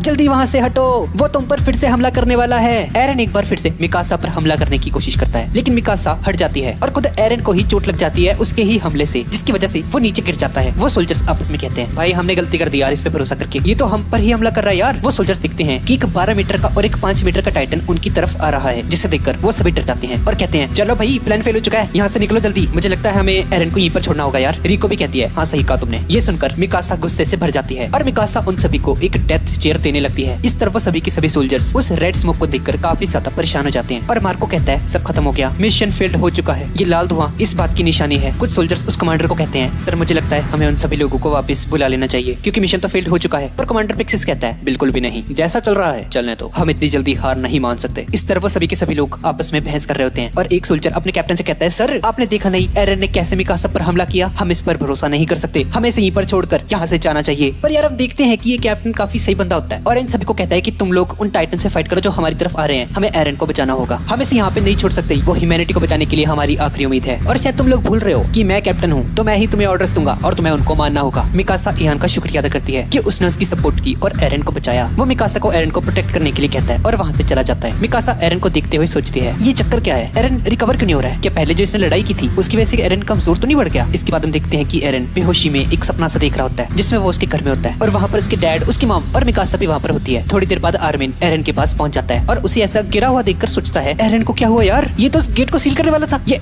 ऐसे कैसे लेटा हुआ यहाँ पे? और भाई देखते ही देखते वहाँ पर बहुत सारे टाइटन्स आने लगते हैं, 4 मीटर, 5 मीटर, 6 मीटर का और 12 मीटर तक के भी टाइटन्स वहाँ पर आने लगते हैं धीरे धीरे। मिकासा समझ जाती है कि वो सभी के सभी टाइटन्स एरन की तरफ आ रहे हैं उसे खाने के लिए। आर्मिन मिकासा से पूछता है कि ये एरन ऐसे क्यों लेटा हुआ है? मिकासा उसे समझाती है, एरन ने अपने टाइटन का कंट्रोल खो दिया है और वो बहुत देर से ऐसे ही बेहोशी में पड़ा है। आर्मिन मिकासा से कहता है, मिकासा मैं एरन को होश में लाने की कोशिश करता हूँ, तब तक तुम उन टाइटन्स को रोक के रखो। और आर्मिन एरन को होश में लाने के लिए उसकी गर्दन में तलवार घुसा देता है जो कि एरन के हाथ में घुस जाती है और एरन झटपटाने लगता है। एरन के शांत होने पर आर्मिन उसे कहता है, उठो एरन, क्या हुआ तुम्हें? लेकिन एरन को कुछ भी समझ नहीं आ रहा होता, उसे बस ऐसा लगता है कि आर्मिन उसके घर के बाहर खड़ा है और कुछ उसको बताने की कोशिश कर रहा है। आर्मिन की बातें एरन तक नहीं पहुंच पा रही होती। इसके बाद हम जीन, एनी और कोनी को देखते हैं, जिनके पीछे टाइटन्स पड़े होते हैं और उनके बाकी साथियों को टाइटन्स खा चुके होते हैं। फिर हम देखते हैं एनी और कोनी टाइटन से बचते हुए एक दीवार पर पहुंच जाते हैं, पर जीन का ओडियम गियर खराब हो जाता है, जिसकी वजह से वो दीवार पर नहीं चढ़ पा रहा होता और उसके पीछे एक टाइटन वहाँ पर आने लगती है। जीन एक घर में जाकर छुप जाता है और इस तरफ आर्मिन एरन को अभी भी होश में लाने की कोशिश कर रहा होता है। और इस पर आर्मिन एरन को बाहर की दुनिया के बारे में बताने लगता है कि कैसे एरन का बचपन से सपना था कि उसे बाहर की दुनिया को देखना है। एरन, क्या हो गया तुम्हें तो बाहर की दुनिया को एक्सपीरियंस करना था, चलो उठ जाओ जल्दी। और भाई आर्मिन की ये टेक्निक काम कर जाती है और एरन होश में आ जाता है और जोर जोर से चिल्लाने लग जाता है। और इस तरफ रिको और उसकी एक और टीममेट को छोड़कर वो टाइटन्स उसके सभी के सभी टीममेट्स को खा जाते हैं। इस तरफ जीन एक मरे हुए सैनिक के ओडीएम गियर को निकालने की कोशिश करता है ताकि वो किसी न किसी तरीके से उस दीवार पर पहुंच सके, लेकिन तभी एक टाइटन उसके पीछे से आने लगता है। पर तभी मार्को वहां आकर उस टाइटन का ध्यान अपनी तरफ खींचता है। जीन वो ओडीएम गियर पहनकर वहां से भागने लगता है, लेकिन उस गियर में भी कुछ खराबी होने की वजह से वो एक टाइटन के सामने गिर जाता है। वो टाइटन उसे पकड़ने वाला होता है कि तभी कोनी वहां आकर उस टाइटन का ध्यान भटकाने लगता है और वह जीन को जल्दी से वहां से भागने के लिए कहता है। जीन वहां से अपनी जान बचाकर भागने लगता है, पर तभी एक और टाइटन जीन को खाने ही वाला होता है वहां पर आकर कि तभी एनी वहां पर आकर उसे बचा लेती है और वह सभी के सभी लोग उस दीवार पर चढ़ जाते हैं। तभी किसी के चलने की बहुत तेज आवाज आने लगती है और ये कोई और नहीं बल्कि एरन था, जो कि उस बड़े से पत्थर को उठाकर उस गेट को सील करने जा रहा होता है। ये देखकर इयान उन सभी के सभी सोल्जर्स को एरन को किसी भी कीमत पे प्रोटेक्ट करने के लिए कहता है ताकि वो उस गेट को सील कर सके। और वह सभी के सभी सैनिक उन टाइटन्स का ध्यान भटकाने लगते हैं और एरन के रास्ते से सभी टाइटन्स को दूर करने लगते हैं। पर इस पूरे के पूरे प्रोसेस में कई सारे सैनिक उन टाइटन्स के हत्थे चढ़ जाते हैं और मारे जाते हैं और इयान भी एक सैनिक को बचाते हुए उन टाइटन्स का खाना बन जाता है। भाई इयान तो मस्त बंदा था यार, इसने एरन पर भरोसा किया था और उन सभी के सभी टाइटन्स को मारने के बाद सिर्फ एक टाइटन रह जाता है आखिरी में, जिसे मिकासा मार देती है और एरन उस पत्थर से उस गेट को सील कर देता है। और ये देखकर रिको खुशी से रोने लग जाती है और कहती है, साथियों तुम्हारी कुर्बानियां बेकार नहीं गई, हमने कर दिखाया। और रिको येलो स्मोक फायर कर देती है और कहती है, हमने हिस्ट्री क्रिएट कर दी, हमने उन टाइटन्स को हरा दिया। और वो येलो स्मोक देखकर सभी लोग समझ जाते हैं कि मिशन सक्सेसफुल हो चुका है। फिर कमांडर पिक्सेस रीइंफोर्समेंट यूनिट को भेज देता है सभी सैनिकों की मदद के लिए। इस तरफ हम देखते हैं कि आर्मिन एरन को उसकी टाइटन फॉर्म से बाहर निकलता है और तभी दो टाइटन उन पर अटैक करने लगते हैं, लेकिन तभी कैप्टन लीवाई की एंट्री होती है और वो बड़े ही जबरदस्त तरीके से उन दोनों के दोनों टाइटन्स को मार देता है। और उस दीवार के पास जो भी सैनिक इकट्ठे हुए थे सोल्जर्स उन सभी पर हमला करके उन्हें मार देते हैं और बचे हुए टाइटन्स को सर्वे कॉप्स मार देते हैं और उनमें से दो टाइटन्स को वो लोग जिंदा भी पकड़ लेते हैं और उन्हें बंदी बना लेते हैं। इसके बाद हम देखते हैं कि जीन मार्को को मरा हुआ देखता है, जिससे वो काफी ज्यादा हैरान हो जाता है और सभी के सभी सोल्जर्स को जला दिया जाता है। इसके बाद हम देखते हैं एरन को, जो कि होश में आते ही अपने आप को जेल में पाता है और उसके सामने होते हैं सर्वे कॉप्स के हेड कमांडर एरविन और कैप्टन लीवाई, जो एरन को बताते हैं कि वो इस वक्त मिलिट्री पुलिस के कस्टडी में है। कमांडर एरविन एरन को उसकी चाबी दिखाते हैं जो कि उसके फादर ने उसे दी थी, वही बेसमेंट वाली चाबी, और वो एरन से बोलते हैं, ये चाबी तुम्हें वापस मिल जाएगी। ऐसा सुनने में आया है कि शिकांशिना डिस्ट्रिक्ट में तुम्हारे घर के बेसमेंट में टाइटन्स के बारे में कुछ राज छुपे हुए हैं एरन, क्या ये बात सच है? एरन कहता है, हाँ कमांडर, ये बिल्कुल सच है, मेरे पापा ने तो ये कहा था, पर मैं यहाँ पे क्यों हूँ? मैं आपका दुश्मन थोड़ी हूँ, मुझे जेल में क्यों बंद किया हुआ है आप लोगों ने? वो कैप्टन उससे कहता है, डरो मत, अभी तुम्हें सिर्फ कस्टडी में रखा गया है, शायद तुमने नहीं पता, पर तुमने अपने ही सोल्जर पर हमला किया था जब उस टाइटन की फॉर्म में थे तुम, और मुझे लगता है हम वॉलमारिया में जाकर तुम्हारे घर के बेसमेंट तक पहुंच सकते हैं और हमें तुम्हारी टाइटन पावर्स की जरूरत पड़ेगी। और हमें ऐसा भी लगता है कि वो कोलोसल टाइटन और आर्मर टाइटन बिल्कुल तुम्हारे ही जैसे हैं। एरन उस कैप्टन से कहता है, सर मैं सर्वे कॉप्स का मेंबर बनना चाहता हूँ और सभी के सभी टाइटन्स को मारना चाहता हूँ, जो भी मेरे रास्ते में आएगा मैं उन सभी को मार दूंगा। कैप्टन लीवाई उस कमांडर से कहता है, सर आप चिंता मत कीजिए, एरन की पूरी रिस्पॉन्सिबिलिटी मैं लेता हूँ और अगर इस बार इसने हमें धोखा दिया तो मैं पर्सनली इसका गला काटूंगा। और हाँ, बधाई हो एरन, अब तुम ऑफिशियली सर्वे कॉप्स के एक मेंबर बन चुके हो। इसके बाद हम देखते हैं कि वॉल सेना के अंदर सभी लोग बात कर रहे होते हैं, ओए क्या ये बात सच है? अब इनके पास भी एक टाइटन है, मिलिट्री वालों के पास एक सोल्जर है ये एरन नाम का, जो कि टाइटन में ट्रांसफॉर्म हो सकता है। भाई चलो शुक्र है हमारी तरफ भी एक टाइटन है यार, अब मुझे लगता है वॉलमारिया को भी हासिल कर सकते हैं। और अब इसके बाद एरन को कोर्ट में पेश किया जाता है और कुछ सोल्जर्स उसे एक पोल से बांध देते हैं। एरन को कुछ समझ नहीं आ रहा था कि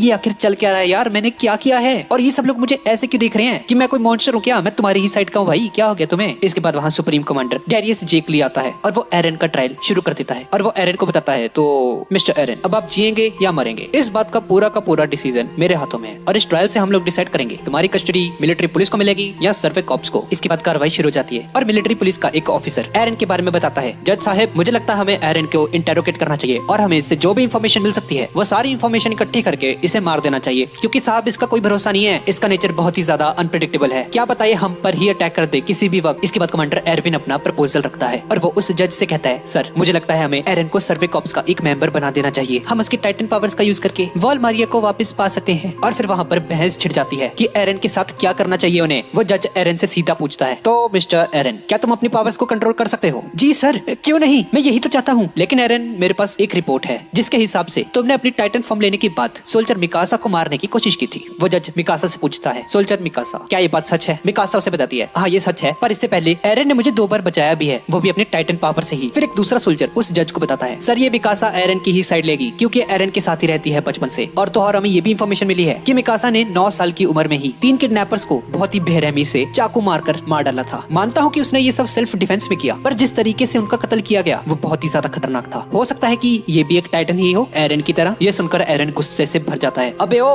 अपनी बकवास बंद रख ले, माना कि मैं एक मॉन्स्टर हूँ, पर इसमें मिकासा को बीच में मत ला। बेटा अभी मेरे हाथ खुले होते ना, तेरे को मैं बताता अच्छी तरह, तेरी भैंस की टेंट। तुम सब के सब लोग किसी काम के नहीं हो। क्या फायदा है तुम्हारे इस सोडियम गियर का? 100% जाते हो, 20% वापस आते हो। कोई फायदा है तुम्हारे इस पावर का? तुमसे नहीं हो पाएगा, मुझे ही टाइटन्स का सफाया करने दो। और तभी कैप्टन लिवाई वहाँ पर आकर एरन को बुरी तरह से मारने लग जाता है। मिकासा उसे रोकने जाती है पर आर्मिन उसे रोक देता है। लिवाई उसे कहता है, अबे ओ एरन ज्यादा मत बोल, लगता है तेरी छितर परेड करनी पड़ेगी। और ये बोलकर लिवाई उसकी बहुत ही बुरी तरह से पिटाई करने लगता है। ये सब देखकर वो सभी लोग हक्के बक्के रह जाते हैं। और फिर मिलिट्री पुलिस का एक ऑफिसर लिवाई को रोकने के लिए कहता है और कहता है, लिवाई बस करो, अगर उसे गुस्सा आ गया तो वो टाइटन में भी बदल सकता है। तो लिवाई कहता है, अच्छा अभी तुम ही तो कह रहे थे कि इसे मार देना चाहिए। लिवाई उसकी पिटाई कर करके एरन की हालत बहुत ही ज्यादा खराब कर देता है। एरविन उस जज से कहता है, हमें एरन को कैप्टन लिवाई के सुपरविजन में रखना चाहिए, थोड़े दिन इसको इनकी नजर में रखते हैं, मुझे एरन पर भरोसा है, वो ह्यूमैनिटी की मदद कर सकता है सर। जज उसे कहता है, अच्छा पर अगर ये आउट ऑफ कंट्रोल हो गया तो क्या करोगे तुम लोग? लिवाई उसे कहता है, सर आप चिंता मत कीजिए। और वो जज एरन को कैप्टन लिवाई की कस्टडी में दे देता है। और ट्रायल खत्म होने के बाद वो सभी लोग एरन से मिलते हैं और कैप्टन लिवाई भी एरन को सॉरी कहता है उसकी इतनी पिटाई करने के लिए, पर उसे कहता है कि यार ये करना जरूरी था, वरना जज को यकीन कैसे आता कि मैं तुम्हें कंट्रोल कर सकता हूँ। इसके बाद हम देखते हैं एक पुराने सर्वे कॉर्प्स का HQ को। एरन को देखते हैं जो कि एक घोड़े को तैयार कर रहा होता है और वो अपने सामने बहुत सारे सोल्जर्स को देखता है। अच्छा तो ये है इन सर्वे कॉर्प्स का मेन हेडक्वार्टर। अच्छा तो ये है वो स्पेशल ऑपरेशन स्क्वाड जो कि कैप्टन लीवाई की स्क्वाड होती है। पेट्रा रेल, ओलियो बुजाडो, एल्ड जिन, गंथर स्कल्ट। भाई देख लेना इनके अगर नाम मैंने गलत प्रोनाउंस किया हो तो यार प्लीज कमेंट्स में गालियां मत लिखना फिर मुझे ना। अब एरन सोचता है अपने मन में कि अगर मैंने अपना कंट्रोल खो दिया तो इनमें से कोई भी मुझे झटपट मार देगा। इसके बाद एरन लिवाई के पास आकर कहता है, मैंने ऊपर सब साफ कर दिया सर, और क्या मैं आपसे पूछ सकता हूँ कि मैं कहाँ पर सोऊंगा सर? कैप्टन लिवाई उसे कहता है, हाँ बेसमेंट में। एरन उसे बोलता है, ये क्या बात हुई सर? लिवाई उसे कहता है, बेसमेंट। मुझे तुम पर रत्ती भर भी भरोसा नहीं है भाई, तुमने अभी भी अपने टाइटन पावर को पूरी तरह से कंट्रोल करना नहीं सीखा है यार। फिर हम देखते हैं कि कमांडर एरविन कुछ प्लान बना रहा होता है जिसमें वो उन नए रिक्रूट्स को भी दीवार के बाहर उन टाइटन से फाइट करने के लिए अपने साथ ले जाने की सोच रहा होता है, क्योंकि वो साबित करना चाहता था कि एरन का उनकी तरफ होना ह्यूमैनिटी के लिए एक बहुत ही अच्छी बात होगी। फिर हम सर्वे कॉर्प्स के कुछ मेंबर्स को देखते हैं जो कि चाय पीते पीते कुछ बातें कर रहे होते हैं एक बहुत ही बड़े मिशन के बारे में जो कि 30 दिन बाद परफॉर्म होने वाला है। तभी हांजी वहाँ पर आ जाती है और वो एरन को एक एक्सपेरिमेंट में उसकी मदद करने के लिए कहती है उसे, जो कि वो उन 2 टाइटन्स पर कर रही थी जो उन्होंने पकड़े थे पहले। और हांजी उसे उन सभी एक्सपेरिमेंट्स के बारे में बताती है जो उसने 2 टाइटन्स पर करे होते हैं। पहले तो वो उनसे बात करने की कोशिश करती है जिसका कोई फायदा नहीं होता और फिर वो उन्हें सूरज की रोशनी से दूर कर देती है। और वो जो 4 मीटर का एक टाइटन होता है वो 1 ही घंटे में सुस्त पड़ने लगता है, पर वो 7 मीटर वाला टाइटन उसके 3 घंटे बाद सुस्त पड़ने लगता है। इन टाइटन्स को खाने की या पीने की कोई जरूरत नहीं होती यार, इन्हें सांस लेने तक की जरूरत नहीं है, उन्हें बस इस सूरज की रोशनी चाहिए होती है जिंदा रहने के लिए। और एक एक्सपेरिमेंट में उन्हें ये भी पता चलता है कि उनकी गर्दन के अलावा उनका कोई और वीक स्पॉट नहीं है और उनकी पूरी बॉडी में बस हवा भरी हुई है, स्टीम से भरे हुए हैं वो लोग। एरन को उसकी बातों में काफी ज्यादा इंटरेस्ट आ रहा होता है, तुम्हें तो बहुत ज्यादा नॉलेज है, मुझे और बताओ इसके बारे में। और हांजी उसे सब कुछ बता देती है जो जो उसने एक्सपेरिमेंट्स किए होते हैं उस पर। और एरन की हालत कुछ ऐसी हो जाती है सुबह तक। तभी एक सोल्जर वहाँ पर आता है और वो हांजी को बताता है कि उन दोनों के दोनों टाइटन्स को किसी ने मार दिया है। और ये देखकर हांजी पागल हो जाती है कि भाई इसको किसने मार दिया,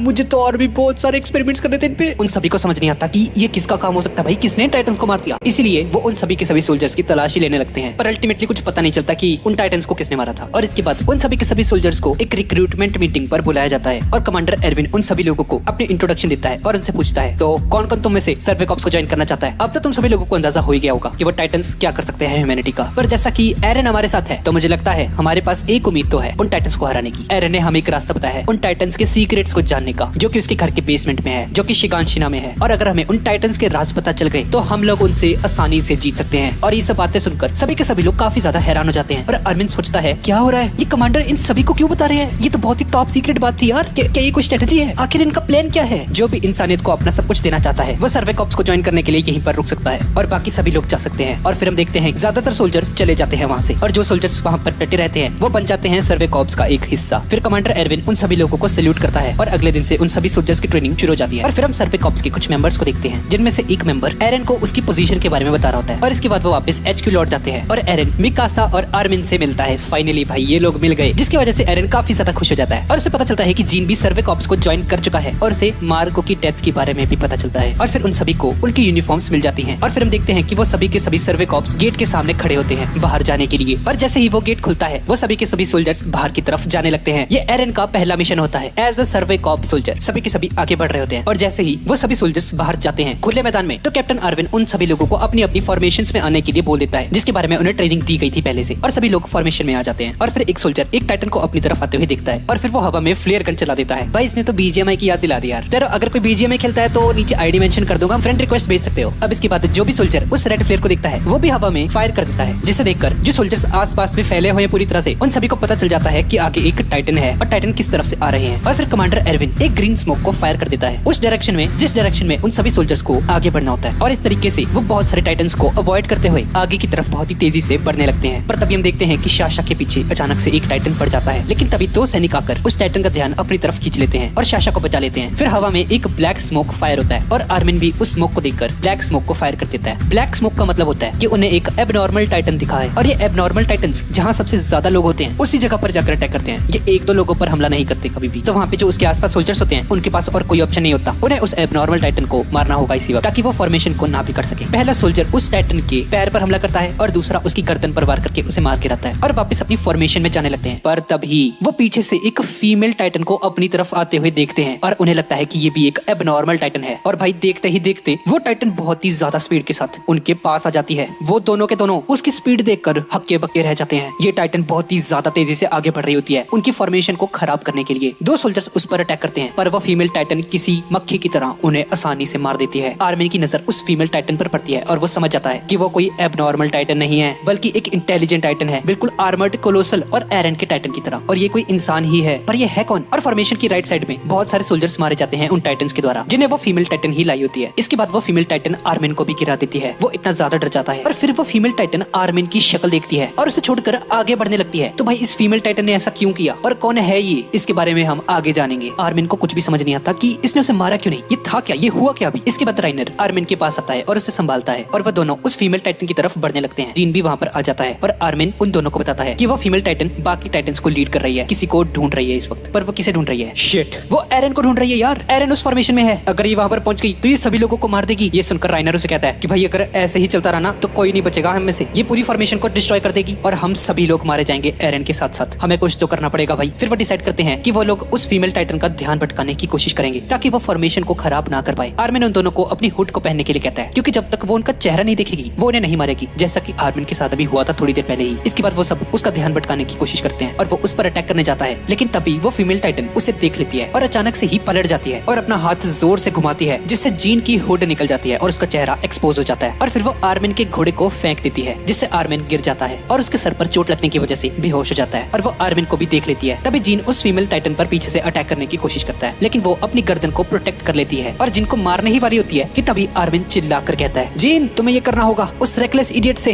बदला लो। लेकिन तभी राइनर वहां आकर उस फीमेल टाइटन की गर्दन पर अटैक कर देता है, पर वो फीमेल टाइटन उसे अपने हाथ में पकड़ लेती है। पर राइनर जैसे तैसे उसके हाथ को काटकर उसकी पकड़ से निकल जाता है और आर्मिन को लेकर वहां से भागने लगता है और जाते जाते बोलता है जीन जल्दी चलो यहाँ से, हमारा काम पूरा हो चुका है, हमने काफी देर तक उसे डिस्ट्रैक्ट करके रखा है, अब वो उनका पीछा नहीं करेगी। और इसके बाद वो फीमेल टाइटन दूसरी डायरेक्शन में भागने लगती है, जिसे देखकर आर्मिन समझ जाता है कि वो सेंटर की तरफ जा रही है, जिसका मतलब है एरन की तरफ। अब थोड़ी देर बाद सुबह जाती है और जीन, आर्मिन और राइनर सुबह तक जंगल में ही रेस्ट करते हैं और राइनर आर्मिन की पट्टी करता है और जीन अपने घोड़े को बुलाने की कोशिश कर रहा होता है। पर अगर जीन का घोड़ा वापस नहीं लौटता तो उनमें से किसी एक को वहीं पर मरने के लिए रुकना होगा, क्योंकि वो लोग जंगल के इस वक्त बीचों बीच थे और आसपास खुला मैदान है, आसपास कोई घर नहीं है, कुछ नहीं है। फिर आर्मिन जीन को एक इमरजेंसी फ्लेयर छोड़ने के लिए कहता है और जीन उस फ्लेयर को फायर कर देता है और राइनर कहता है अगर 3 मिनट में कोई हमारी मदद के लिए नहीं आया तो हमें फैसला करना होगा कौन यहाँ पर रुकेगा। आर्मिन बोलता है तुम लोग चिंता मत करो, मैं रुकूंगा यहाँ पर, तुम लोग जाओ यार, तुम लोग जाओ, तुम्हें मेरा एक मैसेज पहुंचाना होगा उन तक और हो सके तो सीधा कमांडर एरविन को ही इस मैसेज को देना। आर्मिन उसे वो मैसेज बताने ही वाला होता है कि तभी क्रिस्टा वहाँ पर आ जाती है और वो भी 2 एक्स्ट्रा घोड़ों के साथ उनकी मदद करने के लिए, जिसे देखकर वो सभी लोग बहुत ही ज्यादा खुश हो जाते हैं। चलो शुक्र है यार इनकी जान तो बच गई कम से कम। क्रिस्टा उन्हें देखकर काफी ज्यादा खुश हो जाती है, शुक्र है तुम लोग ठीक हो। जीन और आर्मिन सोचते हैं भाई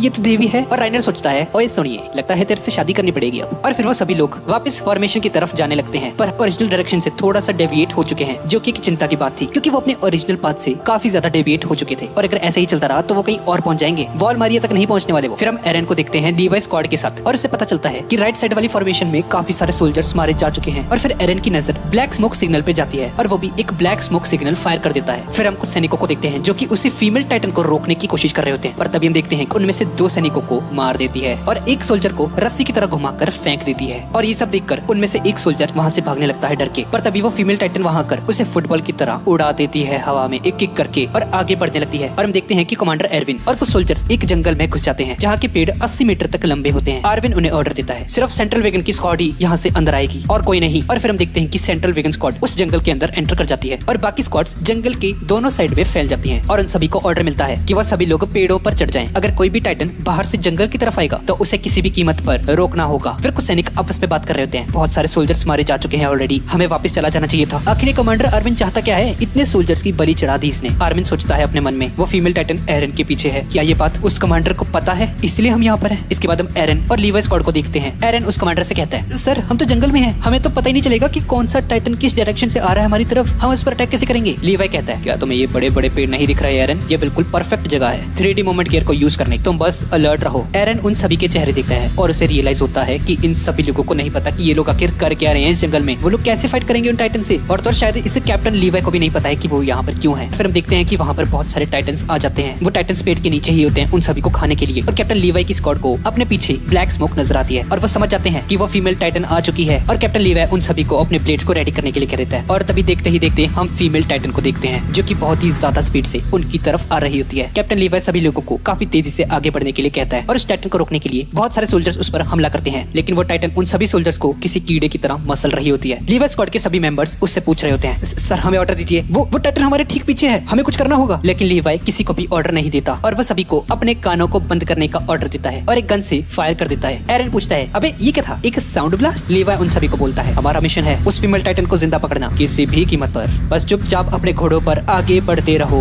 वो सभी सोल्जर्स लीवाई की बात मान लेते हैं, लेकिन वो फीमेल टाइटन सभी सैनिकों को धीरे धीरे करके मार रही है। अब एरन अपने टाइटन फॉर्म में ट्रांसफॉर्म होकर उस फीमेल टाइटन से लड़ने के बारे में सोचता है और वो अपने हाथ को बस काटने ही वाला होता है कि तभी पेट्रा उसे रोक देती है और उसे बोलती है एरन तुमने प्रॉमिस किया था तुम टाइटन में सिर्फ तभी ट्रांसफॉर्म होगे जब तुम्हारी जान खतरे में होगी। तभी कैप्टन लीवाई एरन से कहता है ठीक है एरन तुम्हें जो करना है तुम कर सकते हो, करो अपनी मनमर्जियां, पर टाइटन में ट्रांसफॉर्म होने से पहले उन सभी सोल्जर्स का ख्याल रख लेना जिन्हें तुम अपने ठीक पीछे मरता हुआ देख रहे हो, ज्यादा होशियार बनने की कोशिश मत करो। इसके बाद हम फ्लैशबैक में आते हैं जहाँ पर लीवाई एरन को बता रहा होता है अगर तुम टाइटन में ट्रांसफॉर्म हो गए तो हम तुम्हें बिना मारे भी रोक सकते हैं, जिसके लिए हमें तुम्हारी गर्दन से तुम्हारी बॉडी को काटना होगा, पर इस पूरे के पूरे प्रोसेस में तुम्हारे हाथ और पैर आधे हाथे कट जाएंगे, पर चिंता मत करो वो तो दोबारा भी वापस उग जाएंगे। और तो और हांजी ने एरन के साथ कुछ एक्सपेरिमेंट्स को ट्राई करने की भी कोशिश की होती है, जिसके लिए वो एरन को एक कुएं के अंदर रख देती है और उसे ट्रांसफॉर्म होने के लिए बोलती है। और कैप्टन लीवाई और हांजी दूर खड़े एरन को देख रहे होते हैं, लेकिन कुछ भी हलचल ना होने पर वो कुएं के पास जाकर देखते हैं कि एरन ट्रांसफॉर्म नहीं हुआ और एरन उन दोनों को कहता है सॉरी यार मैं नहीं हो पाया इस बार कन्वर्ट। और कैप्टन लीवाई एरन को इसके बारे में कुछ करने के लिए कहता है, क्योंकि भाई अगर एरन टाइटन में ट्रांसफॉर्म नहीं हो सकता तो ये यूजलेस है, इसका कोई फायदा नहीं है। फिर तो एरन इसके बारे में सोच रहा होता है। एरन का हाथ एक टाइटन के हाथ में ट्रांसफॉर्म हो जाता है थोड़ा सा, वो सभी सोल्जर्स अपने ब्लेड्स निकाल लेते हैं, पर लीवाई उन सभी को शांत रहने के लिए कहता है। हांजी उसे बताती है तो इसका मतलब ये है कि खुद को चोट पहुंचाना काफी नहीं होगा, उसके लिए एक पर्पस होने की भी जरूरत है, जैसे कि तुम्हें टाइटन्स को मारना है, अपनी मॉम का बदला लेना है, तोप का गोला रोकना है, अपने दोस्तों को प्रोटेक्ट करने के लिए, वॉल मारिया के गेट को क्लोज करने के लिए। फिर हम उस फ्लैशबैक से बाहर आ जाते हैं। एरन डिसाइड करता है कि वो टाइटन में ट्रांसफॉर्म नहीं होगा और सर्वे कॉर्प्स के साथ आगे की तरफ बढ़ेगा, और तभी वो फीमेल टाइटन अपनी स्पीड को बढ़ा लेती है। अचानक से फीमेल टाइटन एक जगह पर आकर रुक जाती है और एक सोल्जर उस पर फायर करने का ऑर्डर देता है और वह सभी लोग अपने हथियारों से उस फीमेल टाइटन पर अटैक करके उसे जिंदा पकड़ लेते हैं। और फिर लीवाई एल्ड को इंचार्ज बनाकर वहाँ से चला जाता है और वो मेंबर्स एरन से कहते हैं देखा तुमने, हमने उसे पकड़ लिया, हम सर्वे कॉर्प्स को बेटा हल्की में मत लेना तुम। और अब कैप्टन लीवाई एरविन के पास से जाता है। एरविन उससे कहता है बहुत बढ़िया, हमने उसे पकड़ लिया। और अब कैप्टन एरविन उस फीमेल टाइटन पर अपने हथियारों को चला देता है जो कि उसे पकड़ने के लिए होते हैं, और हम बाकी सभी सैनिकों को देखते हैं जो कि उस जंगल के बाहर वाले पोर्शन में होते हैं, और उन सभी को भी उन वेपन्स की आवाज सुनाई देती है। उनको कुछ पता नहीं चल रहा था कि आखिर ये जंगल के अंदर कर क्या रहे हैं आखिर ये लोग, पर जीन और आर्मिन समझ जाते हैं कि कैप्टन आर्विन उस फीमेल टाइटन को इस जंगल के अंदर लेकर आए ताकि वो उसे यहाँ पर पकड़ सके। इसके बाद हम एरन और लीवाई स्क्वाड को देखते हैं और अब उन्हें पता चल चुका होता है कि वो इस जंगल में क्यों आए थे और उनका असली मकसद क्या था यहाँ पे आने का। एरन उन सबसे कहता है कि चलो ठीक है मैं तो नौसिखिया हूँ, मुझ पे भरोसा नहीं था, पर यार कैप्टन लीवाई ने तुम लोगों को भी नहीं बताया कि हम यहाँ पे क्यों आए थे, क्या कमांडर एरविन पर तुम पर भरोसा नहीं है। तभी एल्ड वहाँ पर बोलता है मुझे लगता है कमांडर के पास एक वैलिड रीजन था हमें ये सब ना बताने का, क्योंकि शायद हम सभी के बीच में एक इम्पोस्टर है जो कि एरन की तरह ही ट्रांसफॉर्म हो सकता है एक टाइटन में, और उन दो टाइटन्स को भी उसी ने मारा हो, ऐसा बिल्कुल पॉसिबल है भाई। फिर हम फीमेल टाइटन को देखते हैं और लीवाई और कमांडर एरविन उसकी गर्दन पर अटैक करने के लिए जाते हैं ताकि वो उस इंसान को बाहर निकाल पाए जो उस टाइटन के अंदर है, लेकिन वो फीमेल टाइटन अपने हाथों को किसी स्टील की तरह हार्ड बना लेती है और लीवाई और एरविन की ब्लेड्स टूट जाती हैं। अब कमांडर एरविन एक सोल्जर को बुलाता है और उसे कहता है इसकी कलाइयां काट दो। फिर हम लीवाई को देखते हैं जो कि फीमेल टाइटन के सर पर खड़ा होकर उसे बोल रहा होता है चलो अभी अब जल्दी से बाहर आ जाओ, तुम्हें सच में लगता है तुम यहाँ से बचकर भाग पाओगी, लगता है तुम्हें लोगों को मारने में बड़ा मजा आता है, पता है हम दोनों में काफी सिमिलरिटीज हैं, तुम्हें सोल्जर्स को मारने में मजा आता है और मुझे टाइटन्स को, और ये सब सुनकर वो फीमेल टाइटन बहुत ही तेजी से चिल्लाने लग जाती है। वो इतनी ज्यादा तेज चिल्लाती है कि उसकी आवाज पूरे के पूरे जंगल में गूंजती है। सब लोग सोचते हैं कि ये क्या हो गया भाई इसे, क्या। तभी माइक एरविन के पास आकर बोलता है, सर ये इसने एक सिग्नल दिया है अभी। इस आवाज को सुनकर टाइटन्स आने वाले हैं इसकी मदद के लिए सभी डायरेक्शन से सर, और वो बहुत सारे हैं। और फिर हम देखते हैं कि उस फीमेल टाइटन की आवाज सुन के बहुत सारे टाइटन्स उसकी तरफ बढ़ने लगते हैं उसकी मदद के लिए। कुछ सैनिक उन्हें रोकने की कोशिश करते हैं, पर वो सभी के सभी टाइटन्स उन सोल्जर्स को इग्नोर करते हुए तेजी से आगे की तरफ बढ़ रहे होते हैं। लीवाई देखता है कि 3 टाइटन्स उसकी तरफ आ रहे हैं। अपने पालतुओं को बुला लिया तो उन्हें उन टाइटन्स पर अटैक करने के लिए आगे बढ़ता है और वो उन सभी को निपटा देता है। और फिर और भी बहुत सारे मेल टाइटन्स आकर उस फीमेल टाइटन को खाने लग जाते हैं। कमांडर एरविन ये देखकर हक्का बक्का रह जाता है। अरे ये क्या भाई, मुझे तो लगा इसकी मदद के लिए आ रहे हैं, पर ये लोग तो इस फीमेल टाइटन को खा रहे हैं भाई। कमांडर एरविन उस फीमेल टाइटन को बचाने का ऑर्डर दे देता है सभी सोल्जर्स को, और वो सभी के सभी सोल्जर्स उन टाइटन्स को मारने लग जाते हैं उस फीमेल टाइटन को बचाने के लिए। वो लोग बहुत सारे टाइटन्स को मारते हैं, पर यार ये टाइटन्स खत्म होने का नाम नहीं लेते। अब कमांडर एरविन देखता है कि कोई फायदा नहीं हो रहा, ये तो खत्म ही नहीं हो रहे हैं, और वो उन सभी को रिट्रीट करने का ऑर्डर दे देता है। और हम देखते हैं कि वो सभी के सभी टाइटन्स उस फीमेल टाइटन को खा जाते हैं देखते ही देखते। और अब इसके बाद वो लोग ब्लू स्मोक को फायर कर देते हैं, जिसे देखकर सभी सैनिक समझ जाते हैं कि ये वापस रिट्रीट करने का सिग्नल है। लीवाई स्क्वाड भी ये देख लेती है, पर जाने से पहले वो इस इंसान को देखना चाहते थे जो उस फीमेल टाइटन के अंदर था। और फिर वो सभी लोग वहां से जाने लगते हैं, और तभी हम देखते हैं कि एक सैनिक एक ग्रीन स्मोक को फायर करता है, और उस स्मोक को देखकर गंथर सोचता है कि ये जरूर कैप्टन लीवाई ने फायर किया होगा। और गंथर भी एक ग्रीन स्मोक को फायर कर देता है, और वो स्मोक को देखकर वो अनजान सैनिक उस स्मोक की तरफ बढ़ने लगता है। हाँ जी, कमांडर एरविन से कहती है, सर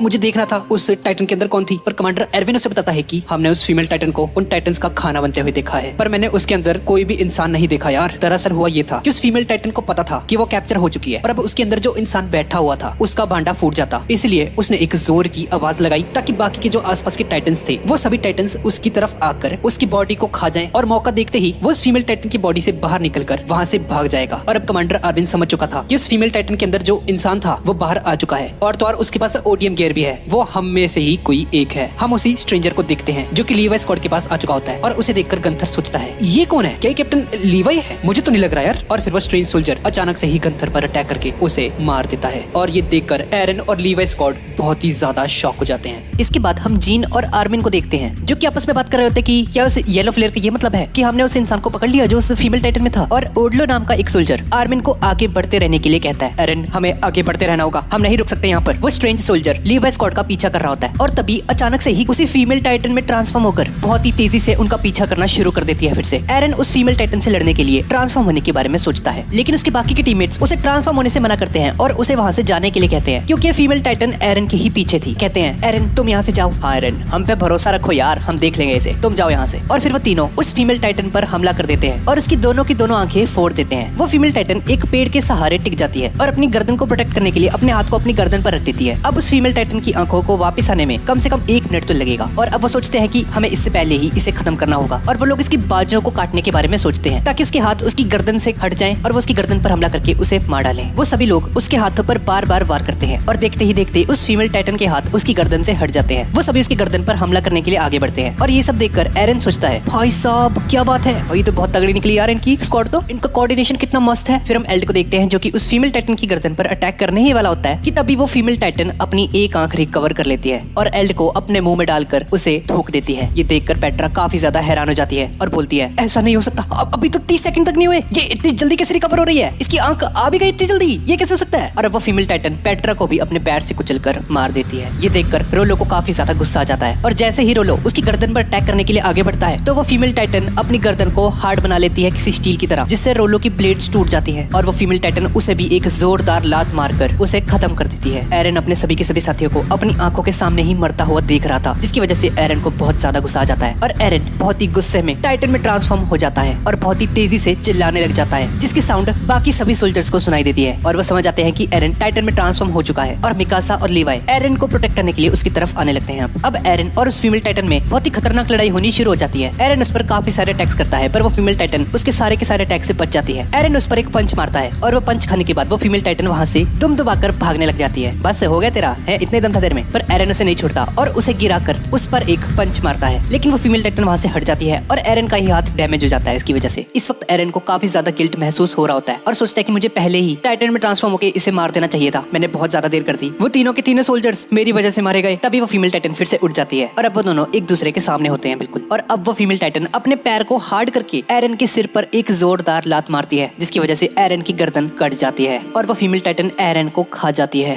मिकासा उस फीमेल टाइटन को एरन को खाता हुआ देखती है, जिसकी वजह से वो बहुत ही ज्यादा गुस्से में भर जाती है और उस पर हमला कर देती है और बहुत सारे अटैक्स कर उसे जमीन पर गिरा देती है। पर एक बार फिर से जब मिकासा उसकी गर्दन पर अटैक करने लगती है तो ये फीमेल टाइटन अपनी गर्दन को फिर से हार्ड कर लेती है, जिसकी वजह से मिकासा की ब्लेड्स भी टूट जाती है। यार इसके पास कोई और अटैक नहीं है, मतलब अपनी गर्दन को हार्ड करती रहती है बस। और वो फीमेल टाइटन मिकासा पर अटैक करके वहाँ से भागने लगती है। मिकासा उसका पीछा करती है और तभी लीवाई भी वहाँ पर आ जाता है और वो दोनों उस फीमेल टाइटन का पीछा करने लगते हैं। लीवाई उसे कहता है, मिकासा मुझे लगता है एरन मर चुका है, तुमने देखा नहीं उस फीमेल टाइटन ने एरन को कैसे खा लिया था। पर मिकासा को पूरा विश्वास होता है कि एरन अभी भी जिंदा है और वो लीवाई को बताती है, कैप्टन लीवाई अगर उसने एरन को मारना होता तो वो उसे कुचल कर मारती, पर उसने ऐसा नहीं किया, उसने उसे अपने मुंह में रखा है। एरन अभी भी जिंदा है सर। और मिकासा लीवाई को कहती है, सर एक बात बोलूं, अगर आपने अपना काम ढंग से किया होता ना तो ये सब ना होता। पर कैप्टन लीवाई उसकी इस बात का उसे कोई रिप्लाई नहीं करता। मिकासा जब तक वो फीमेल टाइटन अपनी स्किन को हार्ड कर सकती है हम उसे नहीं हरा सकते, तुम एक काम करो उसका ध्यान भटकाओ, मैं उस पर हमला करने की कोशिश करता हूँ। और मिकासा उस फीमेल टाइटन का ध्यान अपनी तरफ आकर्षित करने लगती है और लीवाई उस फीमेल टाइटन के पीछे आ रहा होता है। पर तभी वो फीमेल टाइटन अचानक से पीछे मुड़कर लीवाई पर अटैक कर देती है। पर लीवाई बहुत ही खतरनाक तरीके से उसके हाथ को चीरता हुआ उसकी आंखें फोड़ देता है और उसकी पूरी बॉडी को काटने लगता है। भाई कैप्टन लीवाई मस्त है यार, वो हटता नहीं है और काटता ही रहता है, उस पर बार बार हमले करता रहता है। और फिर वो देखता है कि फीमेल टाइटन का हाथ उसकी गर्दन से हट चुका है और ये परफेक्ट अपॉर्चुनिटी है उसको मारने के लिए। मिकासा उस पर अटैक करने जाती है पर वो फीमेल टाइटन मिकासा को अपने हाथ से मारने ही वाली होती है कि तभी लीवाई वहां कर मिकासा को बचा लेता है। पर इसकी वजह से लीवाई के पैर में मोच आ जाती है, पर फिर भी किसी न किसी तरीके से लीवाई उस टाइटन का मुंह काट कर एरन को उसके मुंह से बाहर निकाल कर वहां से ले जाता है। पर जाते जाते लीवाई नोटिस करता है कि वो फीमेल टाइटन रो रही होती है। इस तरफ हम देखते हैं कि कुछ सर्वे कॉप्स मरे हुए सोल्जर्स की लाशें एक जगह पर इकट्ठा करते हैं और वापस दीवार की तरफ रिट्रीट करने लगते हैं। पर तभी दो सोल्जर्स के पीछे एक टाइटन पड़ जाता है। कैप्टन एरविन उन सभी को कहता है कि जल्दी से चलो दीवार में, वो टाइटन्स आ रहे हैं हमारे पीछे, हमें जल्दी करनी होगी। वहाँ पर बहुत सारे टाइटन्स आने लगते हैं और एक टाइटन उन सोल्जर्स के काफी ज्यादा पास पहुंच जाता है। कैप्टन लीवाई उनको कहता है, सोल्जर्स एक काम करो, इन मरे हुए सोल्जर्स की लाशों को फेंक दो, इसकी वजह से हम काफी स्लो हो रहे हैं। और कैप्टन लीवाई के ऑर्डर्स को फॉलो करते हुए वो सोल्जर्स उन मरे हुए सोल्जर्स की लाशों को गिरा देते हैं ताकि उन टाइटन्स का ध्यान उस लाशों पर जाए और वो सभी लोग उन टाइटन्स को पीछे छोड़ते हुए वहाँ से भाग जाते हैं। इसके बाद एरन को होश आता है और वो अपने सामने मिकासा को देखता है और मिकासा से पूछता है, अरे मिकासा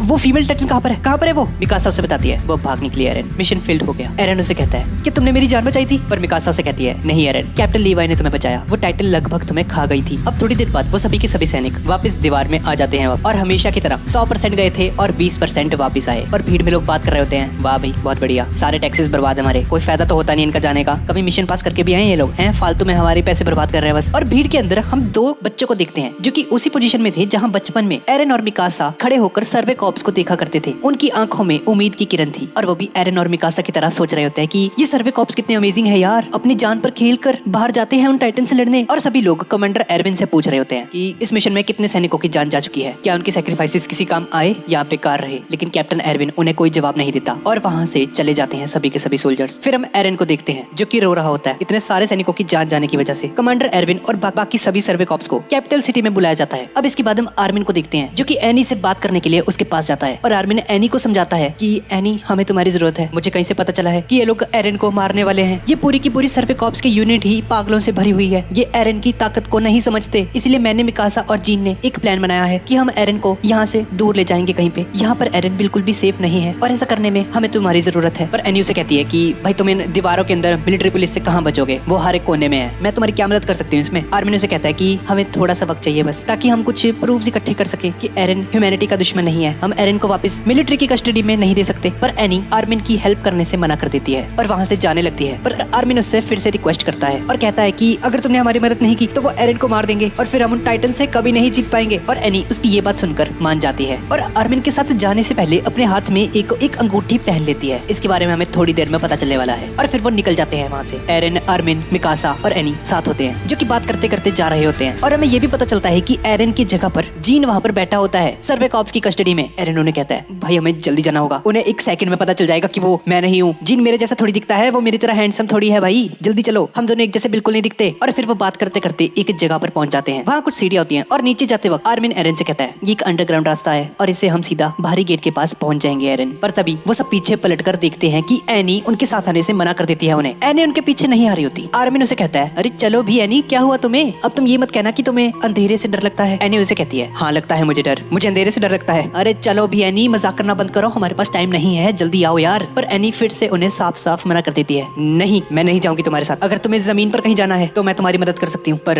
इस अंडरग्राउंड टनल में नहीं जाऊंगी मैं। अब एरन को गुस्सा आ जाता है और वो चिल्लाकर कहता है, अरे चलो भी एनी, क्यों टाइम वेस्ट कर रही हो, जल्दी चलो। और गाइस हम देखते हैं कि घर के ऊपर कुछ सोल्जर्स बैठे होते हैं वहीं पर, और वो एनी को ही देख रहे होते हैं। और फिर एनी कहती है, मुझे बुरा लगा, सच में बहुत बुरा लगा जिस तरीके से तुम मुझे देख रहे हो आर्मिन। इससे पता चलता है कि तुम मुझ पर भरोसा नहीं करते हो। आर्मिन एनी से पूछता है, एनी मुझे एक बात बताओ, तुम मार्को के 3D ओडियम गियर के साथ क्या कर रही थी? मैं उसके गियर को अच्छे से पहचानता हूँ क्योंकि उसे मैंने ही ठीक करके दिया था उसे। एनी उसे कहती है, हाँ वो मुझे कहीं पड़े हुए मिले थे तो मैंने उठा लिए। उन 2 टाइटन्स को भी तुम्ही ने मारा था ना? एनी कहती है, हाँ ये क्या पूछ रहे हो मुझसे, मुझे नहीं पता इसके बारे में कुछ। ये सुनकर एनी उसे कहती है, अच्छा तो तुम्हें सब कुछ पता चल ही गया आर्मिन। आर्मिन उसे कहता है, हाँ मुझे सब कुछ पता चल चुका है, मुझे बस कंफर्म करना था। तुम्हें एक बात बोलूं, तुम्हें मुझे उस वक्त मार देना चाहिए था जब तुमने मुझे उस फीमेल टाइटन के रूप में घोड़े से गिरा दिया था। हाँ बिल्कुल सही कहा तुमने आर्मिन, मुझे तुम्हें मार देना चाहिए था उसी वक्त। और भाई इस कॉन्वर्सेशन से हमें पता चल ही चुका है कि एनी ही वो फीमेल टाइटन थी। ये सब इसी ने किया था, उन 2 टाइटन्स को भी इसी ने मारा था और उन सभी सोल्जर्स को इसी ने ही मारा था। अब जैसे ही मिकासा को रियलाइज होता है कि ये एनी ही इंपोस्टर है तो अपनी ब्लेड्स को निकाल लेती है एनी को मारने के लिए और उसे कहती है, फीमेल टाइटन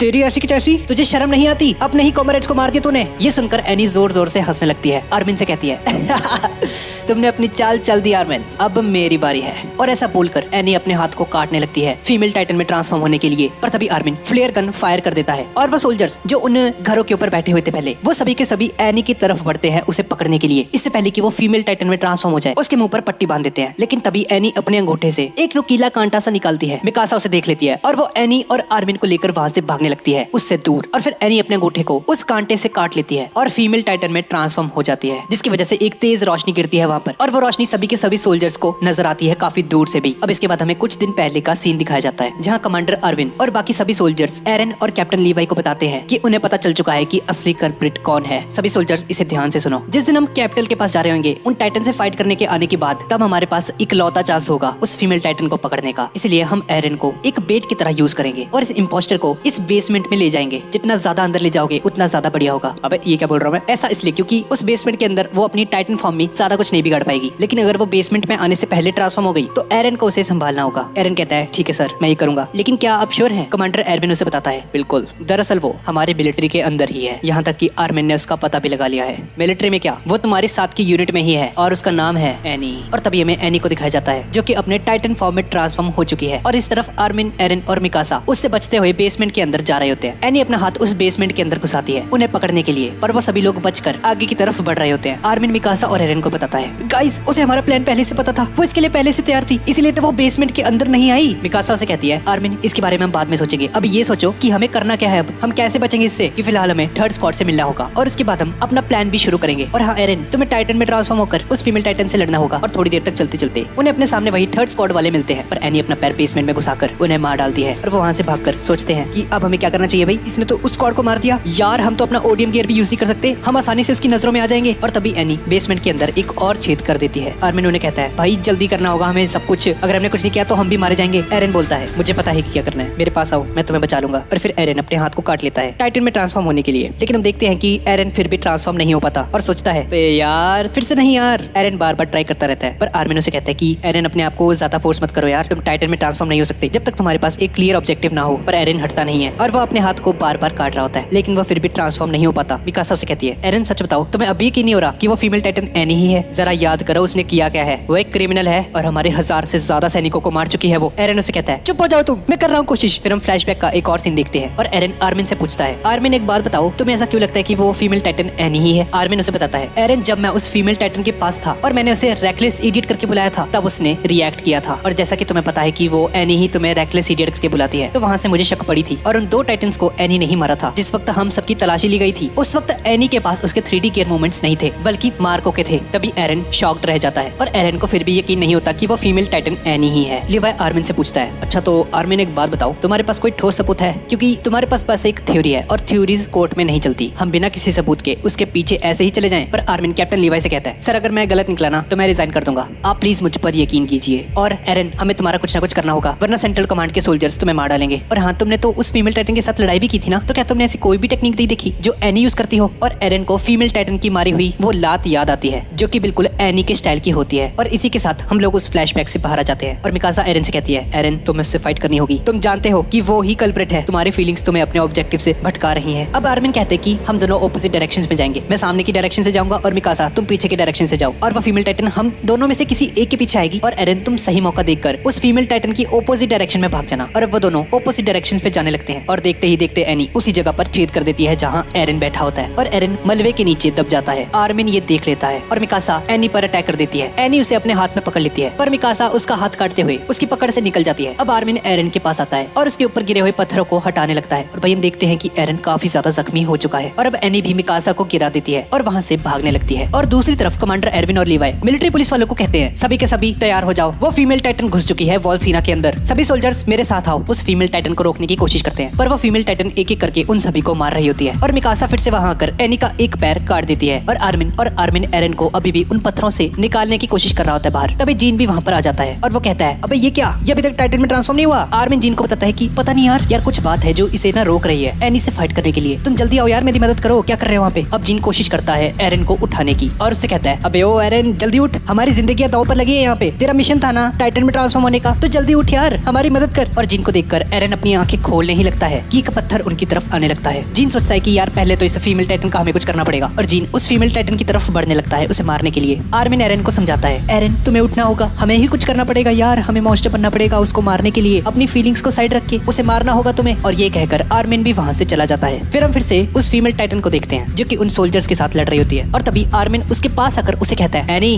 क्या तुम अभी भी मुझे नहीं मारना चाहोगी, मैंने तुम्हारा भांडा फोड़ा है, आओ मुझ पर हमला करो। और तभी जीन मौका देखकर उस फीमेल टाइटन की गर्दन पर अटैक करने लगता है, पर यार ये एनी फिर से अपनी हाथ की स्किन को हार्ड कर लेती है और जीन की ब्लेड्स टूट जाती हैं। पता नहीं कितनी बार कर चुकी है ये, सेम ही अटैक करती रहती है। जीन आर्मिन से कहता है आर्मिन मेरे पीछे आओ। आर्मिन उसके पीछे आने और एनी भी उसका पीछा करने लगती है उसे मारने के लिए। फिर हम हांजी को देखते हैं और हांजी उस फीमेल टाइटन को पकड़ने के लिए उस पर हथियार चला देती है और उसे एक जाल में पकड़ लेती है। और हांजी एनी के पास जाकर कहती है एक अच्छी बच्ची की तरह यहीं पर रहो, हिलने की कोशिश मत करना, यहाँ आसपास तो कोई टाइटन भी नहीं है, तो चिल्लाने की कोशिश बिल्कुल मत करना तुम। पर भाई तभी हम देखते हैं कि एनी खुद को उस जाल से छुड़ा देती है बहुत ही आसानी से और वहाँ से भागने लगती है। इस तरफ हम एरन को देखते हैं जो कि आर्मिन की कही हुई बातों को सोच रहा होता है, और फिर वो अपने मरे हुए साथियों के बारे में सोचता है जो उस फीमेल टाइटन ने मार दिए थे, और अपनी मॉम के बारे में भी, जिसकी वजह से एरन गुस्से से भर जाता है और कहता है मैं किसी को नहीं छोड़ने वाला, मैं इन सभी टाइटन्स को मार डालूंगा। और ये बोलकर एरन टाइटन में ट्रांसफॉर्म हो जाता है। ये देखकर सभी के सभी सोल्जर समझ जाते हैं कि एरन ट्रांसफॉर्म हो चुका है टाइटन में। एनी भी उसे देख लेती है और फिर एरन तेजी से भागते हुए एनी के पास आने लगता है और एनी को एक जोरदार पंच मारता है और एनी एक बिल्डिंग के ऊपर गिर जाती है और एरन फिर से एनी की तरफ आने लगता है। अब एनी दीवार की तरफ भागने लगती है और एरन भी उसके पीछे पीछे जाता है। और हांजी एरन को देखते हुए बोलती है अरे वाह लगता है इस बार हमारा लड़का कंट्रोल में है। और एनी भागते भागते एक जगह पर आकर रुक जाती है जहाँ आसपास ज्यादा बिल्डिंग्स नहीं होती है, और अब वो दोनों के दोनों एक दूसरे के आमने सामने होते हैं और वो दोनों एक हैंड टू हैंड कॉम्बैट का स्टांस ले लेते हैं। और फिर एरन एनी पर अटैक कर देता है, पर एनी अपने हाथ को हार्ड करके उसके अटैक को रोक देती है और एरन को एक लात मारने की कोशिश करती है, लेकिन एरन उसकी लात पकड़कर उसे दूर फेंक देता है। और इस तरफ एक सोल्जर हांजी से कह रहा कि हमने अगर इस फीमेल टाइटन को पकड़ भी लिया तो इस तरह से तो ये पूरी की पूरी सिटी तबाह हो जाएगी, ये तो खत्म कर देंगे भाई सब कुछ। तो हांजी से कहती है देख भाई जो होना है वो तो होके रहेगा, ये कमांडर एरविन का प्लान है तो उन्हीं को पता होगा, बस तुम इस फीमेल टाइटन को पकड़ने की तैयारी करो। और उन दोनों टाइटन्स की खबर सभी के सभी सोल्जर्स के पास पहुंच जाती है। अब इस तरफ हम दोनों को देखते हैं जो कि एक दूसरे पर अटैक कर रहे होते हैं। एरन एनी पर एक अटैक करने के लिए जाता है, लेकिन एनी एरन का पैर तोड़ देती है, पर एरन उसे एक जोरदार मुक्का मार देता है। एनी एरन की एक जोरदार लात मारने की कोशिश करती है, लेकिन एरन उसे अपने मुंह से पकड़ लेता है, पर एनी एरन के सर पर बार बार हमला करके उसकी हालत खराब कर देती है बहुत ज्यादा, और वहाँ से भागने लगती है। एरन अपने मन में सोचता है नहीं मैं उन सभी टाइटन्स को मार दूंगा,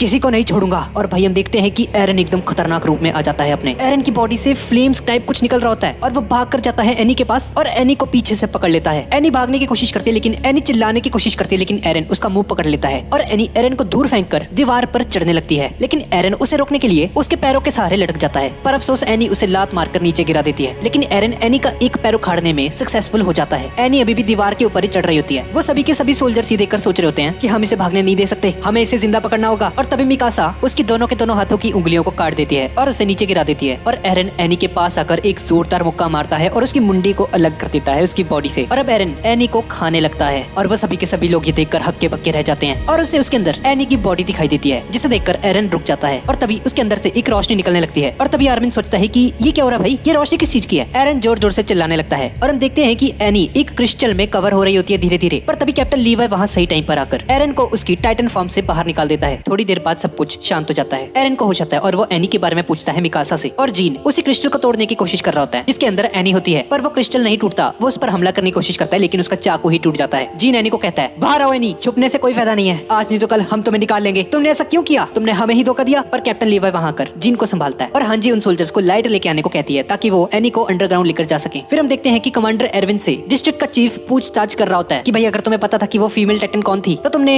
मिलिट्री वालों की हेल्प क्यों नहीं ली? इन सर्वे कॉप्स वालों के साथ ही क्यों उसको पकड़ने चले गए तुम? पर कैप्टन एरविन उसे बताता है कि सर हमने सिर्फ उन्हीं सोल्जर्स की हेल्प ली थी जिसके बारे में हम श्योर थे पूरी तरह से कि वो उस फीमेल टाइटन के साथ ही नहीं थे। पर फिर भी वो चीफ से माफी मांगता है। चीफ कहता है कि चलो ठीक है भाई, जो भी तुमने किया मैं उसके लिए तुम्हें माफ करता हूँ, पर एनी जो कुछ भी जानती है मुझे सब कुछ जानना है अपनी रिपोर्ट में, ठीक है ना? और एरविन मान जाता है इस बात के लिए। इस तरफ हम एरन और मिकासा को देखते हैं। एरन मिकासा से पूछता है कि क्या उसको होश आया? पर पीछे से जीन कहता है नहीं एरन, उसे अभी तक होश नहीं आया। इतना सब कुछ करने के बाद भी क्या मिला हमें? कुछ नहीं। इसके बाद एक सोल्जर जीन और आर्मिन को इंटेरोगेशन के लिए बुलाता है और हम एरविन को देखते हैं जो कि उस चीफ को जवाब देते हुए कहता है सर हम बहुत सारी इन्फॉर्मेशन जान चुके हैं उन टाइटन्स के बारे में। हमें पहले नहीं पता था कि नॉर्मल इंसान भी टाइटन्स में ट्रांसफॉर्म हो सकते हैं, लेकिन जैसा कि आपने देखा कि एरन और अब ये एनी भी टाइटन्स में ट्रांसफॉर्म हुई हैं, तो अब हमें अपने दुश्मनों के बारे में थोड़ी बहुत इन्फॉर्मेशन तो पता चल चुकी है। हम उन सभी को हरा सकते हैं सर। और हम देखते हैं कि वो चीफ एनी की कस्टडी भी सेंट्रल सर्वे कॉर्प्स को दे देता है, जिसे अंडरग्राउंड रखा जाता है उसी क्रिस्टल के अंदर। फिर हम उसी दीवार को देखते हैं जिससे चढ़कर एनी भागने की कोशिश कर रही थी और उस दीवार के अंदर होता है ये हमें एक कोलोसल टाइटन का फेस दिखाई देता है, जिसका मतलब है इन वॉल्स के अंदर टाइटन्स को कैद किया हुआ है। हाँ जी, और बाकी के सोल्जर्स उस टाइटन को दीवार के अंदर देखकर हैरान रह जाते हैं। तभी यहाँ चर्च ऑफ द वॉल का लीडर पास्टर निक आता है और उस टाइटन के मुंह को ढकने के लिए बोलता है जिससे उस तक सनलाइट ना पहुंच पाए। हाँ जी, समझ आते हैं कि उस वॉल के अंदर सिर्फ एक टाइटन नहीं है बल्कि वो पूरी की पूरी वॉल ही टाइटन से भरी हुई है। और दूसरी तरफ एक मैसेंजर वहाँ पर आता है जो कि आर्विन को ढूंढ रहा होता है और वो उसे कहता है कि वर्ल्ड रोज के अंदर भी टाइटन्स आ चुके हैं। इसके बाद हम 12 घंटे पहले के सीन को देखते हैं। फिर साशा अपना सर टेबल पर रख देती है और तभी अचानक से खड़ी होकर कहती है मुझे किसी की आवाज सुनाई दे रही है, कोई हमारी तरफ आ रहा है। पर राइनर को कुछ समझ नहीं आता कि ये क्या कह रही है, कौन आ रहा है भाई, क्या हो गया तुम्हें? टाइटन्स तो नहीं आगे फिर से? ये तो तभी हो सकता है जब वर्ल्ड रोज टूट गई हो। और तभी हम माइक को देखते हैं जो कि दूसरे सोल्जर को कहता है जल्दी से सभी लोगों को चेतावनी दे दो, बहुत सारे टाइटन्स आ रहे हैं हमारी तरफ, वर्ल्ड रोज कॉम्प्रोमाइज हो चुकी है। तभी एक सोल्जर साशा, कोनी और राइनर के पास आकर उन सभी सोल्जर के पास आकर कहती है कि जल्दी से यहाँ से चलो, बहुत सारे टाइटन्स आ रहे हैं, अपने गियर पहनने की कोशिश मत करना, इतना टाइम नहीं है तुम्हारे पास, जल्दी से अपने घोड़े लेकर निकलो यहाँ से। और ये बात सभी सोल्जर्स को बताओ। कोनी और साशा उन टाइटन्स को देखकर हैरान रह जाते और इस तरफ माइक उन टाइटन्स को अपनी तरफ आता हुआ देख रहा होता है और वह सभी के सभी सोल्जर्स अपने अपने घोड़ों पर वहाँ से निकल जाते हैं। और माइक बोलता है हम लोग 4 ग्रुप्स में डिवाइड हो जाएंगे और आसपास के सभी लोगों को टाइटन्स के आने की इन्फॉर्मेशन देंगे, यही हमारा मकसद होगा। और सुनो, कोई भी उन टाइटन से नहीं लड़ेगा। अब इसके बाद हम एरन और मिकासा को देखते हैं और तभी आर्मिन वहाँ आकर उन दोनों को बताता है एरन, वर्ल्ड रोज टूट चुकी है, सभी के सभी टाइटन्स अंदर आ रहे हैं। और ये सुनकर एरन हैरान रह जाता है और हम माइक को देखते हैं जो कि 9 में से 5 टाइटन्स को मार चुका होता है और फिर वो वापस बाकी सैनिकों के पास पहुंचने की सोचता है क्योंकि उसने काफी देर तक उन टाइटन्स को रोक के रखा होता है। वो अपने घोड़े को बुलाने की कोशिश करता है पर तभी माइक की नजर एक बहुत ही खतरनाक से टाइटन पर जाती है जो कि 17 मीटर्स का होता है और ये काफी ज्यादा खतरनाक लग रहा होता है। और इस टाइटन का नाम है बीस्ट टाइटन। इस टाइटन की स्किन पर बहुत सारे बाल होते हैं पर वो माइक की तरफ नहीं आ रहा होता, वो सीधा जा रहा होता है। तभी माइक का घोड़ा माइक की तरफ आने लगता है पर वो बीस्ट टाइटन उसके घोड़े को पकड़ लेता है और माइक उस बीस्ट टाइटन को चिल्लाते हुए कहता है अबे ओ छोड़ मेरे घोड़े को। उस बीस्ट टाइटन को गुस्सा आ जाता है और वो बीस्ट टाइटन घोड़े को फेंक कर मारता है माइक के ऊपर, जिसकी वजह से माइक नीचे गिर जाता है और उसे एक छोटा टाइटन पकड़ लेता है और उसकी टांग को खाने लगता है। तभी वहाँ बीस्ट टाइटन आ जाता है और वो उस छोटे टाइटन को उसकी टांग को खाने से मना करता है पर वो टाइटन नहीं रुकता और उसे खाने लगता है। तो बीस्ट टाइटन उस टाइटन से कहता है मैंने तुम्हें रुकने को कहा था और वो उस छोटे टाइटन को मार देता है। और फिर वो माइक से पूछता है अरे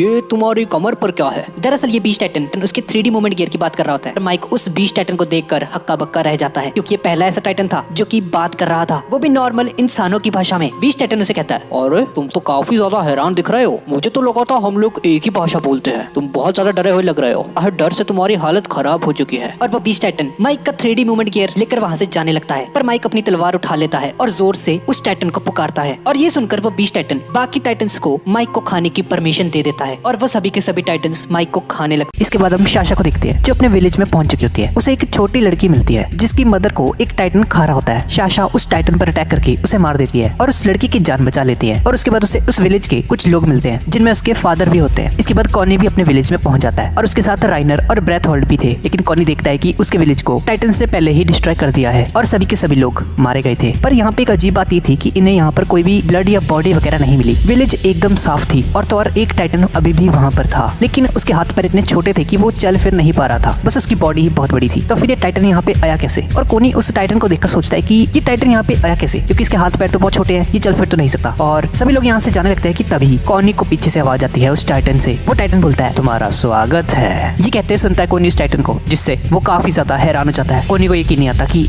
ये कैसे हो सकता है भाई, ये टाइटन बोल कैसे रहा है। अब कोनी की स्क्वाड वर्ल्ड रोज की जांच करने लगती है, ये पता करने के लिए कि वो छेद कहाँ से था जहाँ से ये सभी के सभी टाइटन्स वहाँ पर आ रहे थे। और थोड़ी देर बाद उन्हें सामने से एक और स्क्वाड मिलती है जिन्हें भी किसी भी दीवार में कोई भी छेद वगैरह नहीं मिला था। तो उन्हें समझ नहीं आता कि ये टाइटन्स अंदर आए कैसे। अब इसके बाद ये पास के ही एक कैसल में एक रात के लिए रुकने जाते हैं वहाँ पर, और ये सोच रहे होते हैं सब लोग कि अगर वॉल रोज में कोई छेद वगैरह तो है नहीं, तो ये टाइटन्स अंदर कैसे आ सकते हैं, ये कैसे पॉसिबल है। वो लोग उस कैसल में होते हैं कि तभी बहुत सारे टाइटन्स उन्हें घेर लेते हैं, और ये सभी के सभी टाइटन्स उस बीस्ट टाइटन के ऑर्डर पर वहाँ पर आए थे, और वो बीस्ट टाइटन एक दीवार पर चढ़कर ये सब तमाशा देख रहा होता है दूर से। इधर एरन की स्क्वाड भी वॉल रोज की तरफ निकल पड़ते हैं। हाँ जी, समझ आती है कि वो तीनों की तीनों वॉल्स है जो वॉल रोज, सीना और मारिया, ये टाइटन्स की हार्डनिंग स्किन वाली जो एबिलिटी होती है उनकी, उसके एलिमेंट का यूज करके बनाई गई होगी। जैसे एनी ने अपने आप को क्रिस्टल में बदल लिया था, बिल्कुल वैसे ही। और अगर एरन भी ये करना सीख जाए, अपनी स्किन को हार्ड करना, तो वो वॉल मारिया का वो छेद सील कर सकता है, और फिर वो एरन के घर में जाकर उसके बेसमेंट का सीक्रेट जान सकते हैं। एरन को पूरा यकीन था कि उसके घर के बेसमेंट में उसे सारे के सारे जवाब मिल जाएंगे इन टाइटन्स के रिगार्डिंग। और इधर वो पास्टर उन लोगों को बताता है कि क्रिस्टा को वॉल रोज के बारे में सब कुछ मालूम है, जो कि इस वक्त कैसल के अंदर फंसी हुई है बाकी के लोगों के साथ। और वो सभी के सभी लोग क्रिस्टा की तरफ निकल पड़ते हैं कि उसे क्या पता है वॉल रोज के बारे में, ये जानने के लिए। पर उस कैसल के आसपास बहुत सारे टाइटन्स वहाँ पर होते हैं, और उनमें से एक टाइटन कैसल के अंदर आने लगता है, जिसे राइनर और ब्रेथहोल्ड मिलकर रोकते हैं। और तभी एक दूसरा टाइटन कॉनी को वहाँ पर पीछे से आकर खाने लगता है, लेकिन राइनर टाइम पर कॉनी को बचा लेता है, पर वो टाइटन उसका हाथ काट लेता है, और किसी न किसी तरीके से वो उस टाइटन से छुटकारा पाकर डोर को सील कर देते हैं। कॉनी राइनर से थैंक यू बोलता है उसकी जान बचाने के लिए, और बाहर की तरफ वो सभी सोल्जर्स उनसे फाइट कर रहे होते हैं। वो बीस्ट टाइटन कुछ और टाइटन्स को बुलाता है उस कैसल पे हमला करने के लिए, और वो सभी के सभी सोल्जर्स मारे जाते हैं उन टाइटन्स के द्वारा। और वो बीस्ट टाइटन बोर होकर वहाँ से चला जाता है, और तभी क्रिस्टा को एक वादा याद आता है जो उसने ईमेर से किया था, और ये प्रॉमिस था कि जिस दिन ईमेर अपना सीक्रेट रिवील कर देगी, उस दिन क्रिस्टा को भी अपना वो रियल नेम रिवील करना होगा। भाई कितने सीक्रेट्स हैं इन दोनों के। और अब ईमेर देखती है कि उसके आसपास बहुत सारे टाइटन्स ने घेर लिया है, तो अब उसके पास और कोई ऑप्शन नहीं है। और जैसे ही सुबह होती है, ईमेर एक चाकू लेकर नीचे को जाती है उन टाइटन्स के ऊपर, और अपना हाथ काटकर एक टाइटन में ट्रांसफॉर्म हो जाती है। और हमें पता चलता है कि ईमेर भी एक टाइटन शिफ्टर होती है, और वह सभी के सभी टाइटन्स को एक एक कर मारने लगती है। राइनर भी उसे पहचान जाता है, और ईमेर उन टाइटन से फाइट करने के बाद उन सभी लोगों को अपनी पीठ के ऊपर बिठा लेती है, क्योंकि वो कैसल गिरने वाला था। और ऐसा करके ईमेर सभी को बचा लेती है, लेकिन तभी कुछ और टाइटन्स वहाँ आ जाते हैं, और वो ईमेर को खाने लगते हैं। पर तभी वहाँ बाकी के सोल्जर्स आकर उसे बचा लेते हैं, और वो सभी के सभी टाइटन्स को मार देते हैं। क्रिस्टा ईमेर को अपना रियल नेम बता देती है, जो कि था हिस्टोरिया रीज। अब वो सभी के सभी सोल्जर्स वॉल के ऊपर जाते हैं, जहाँ ब्रेथहोल्ड राइनर को याद दिलाता है कि अब समय आ चुका है होम टाउन वापस जाने का। और तभी हानस वहाँ पर आ जाता है, और वो भी उन सभी को बताता है कि वॉल रोज के अंदर कोई भी होल नहीं है भाई, मैंने सब कुछ देख लिया पर मुझे कोई होल नहीं मिला। और भाई इसके बाद हमें पता चलता है कि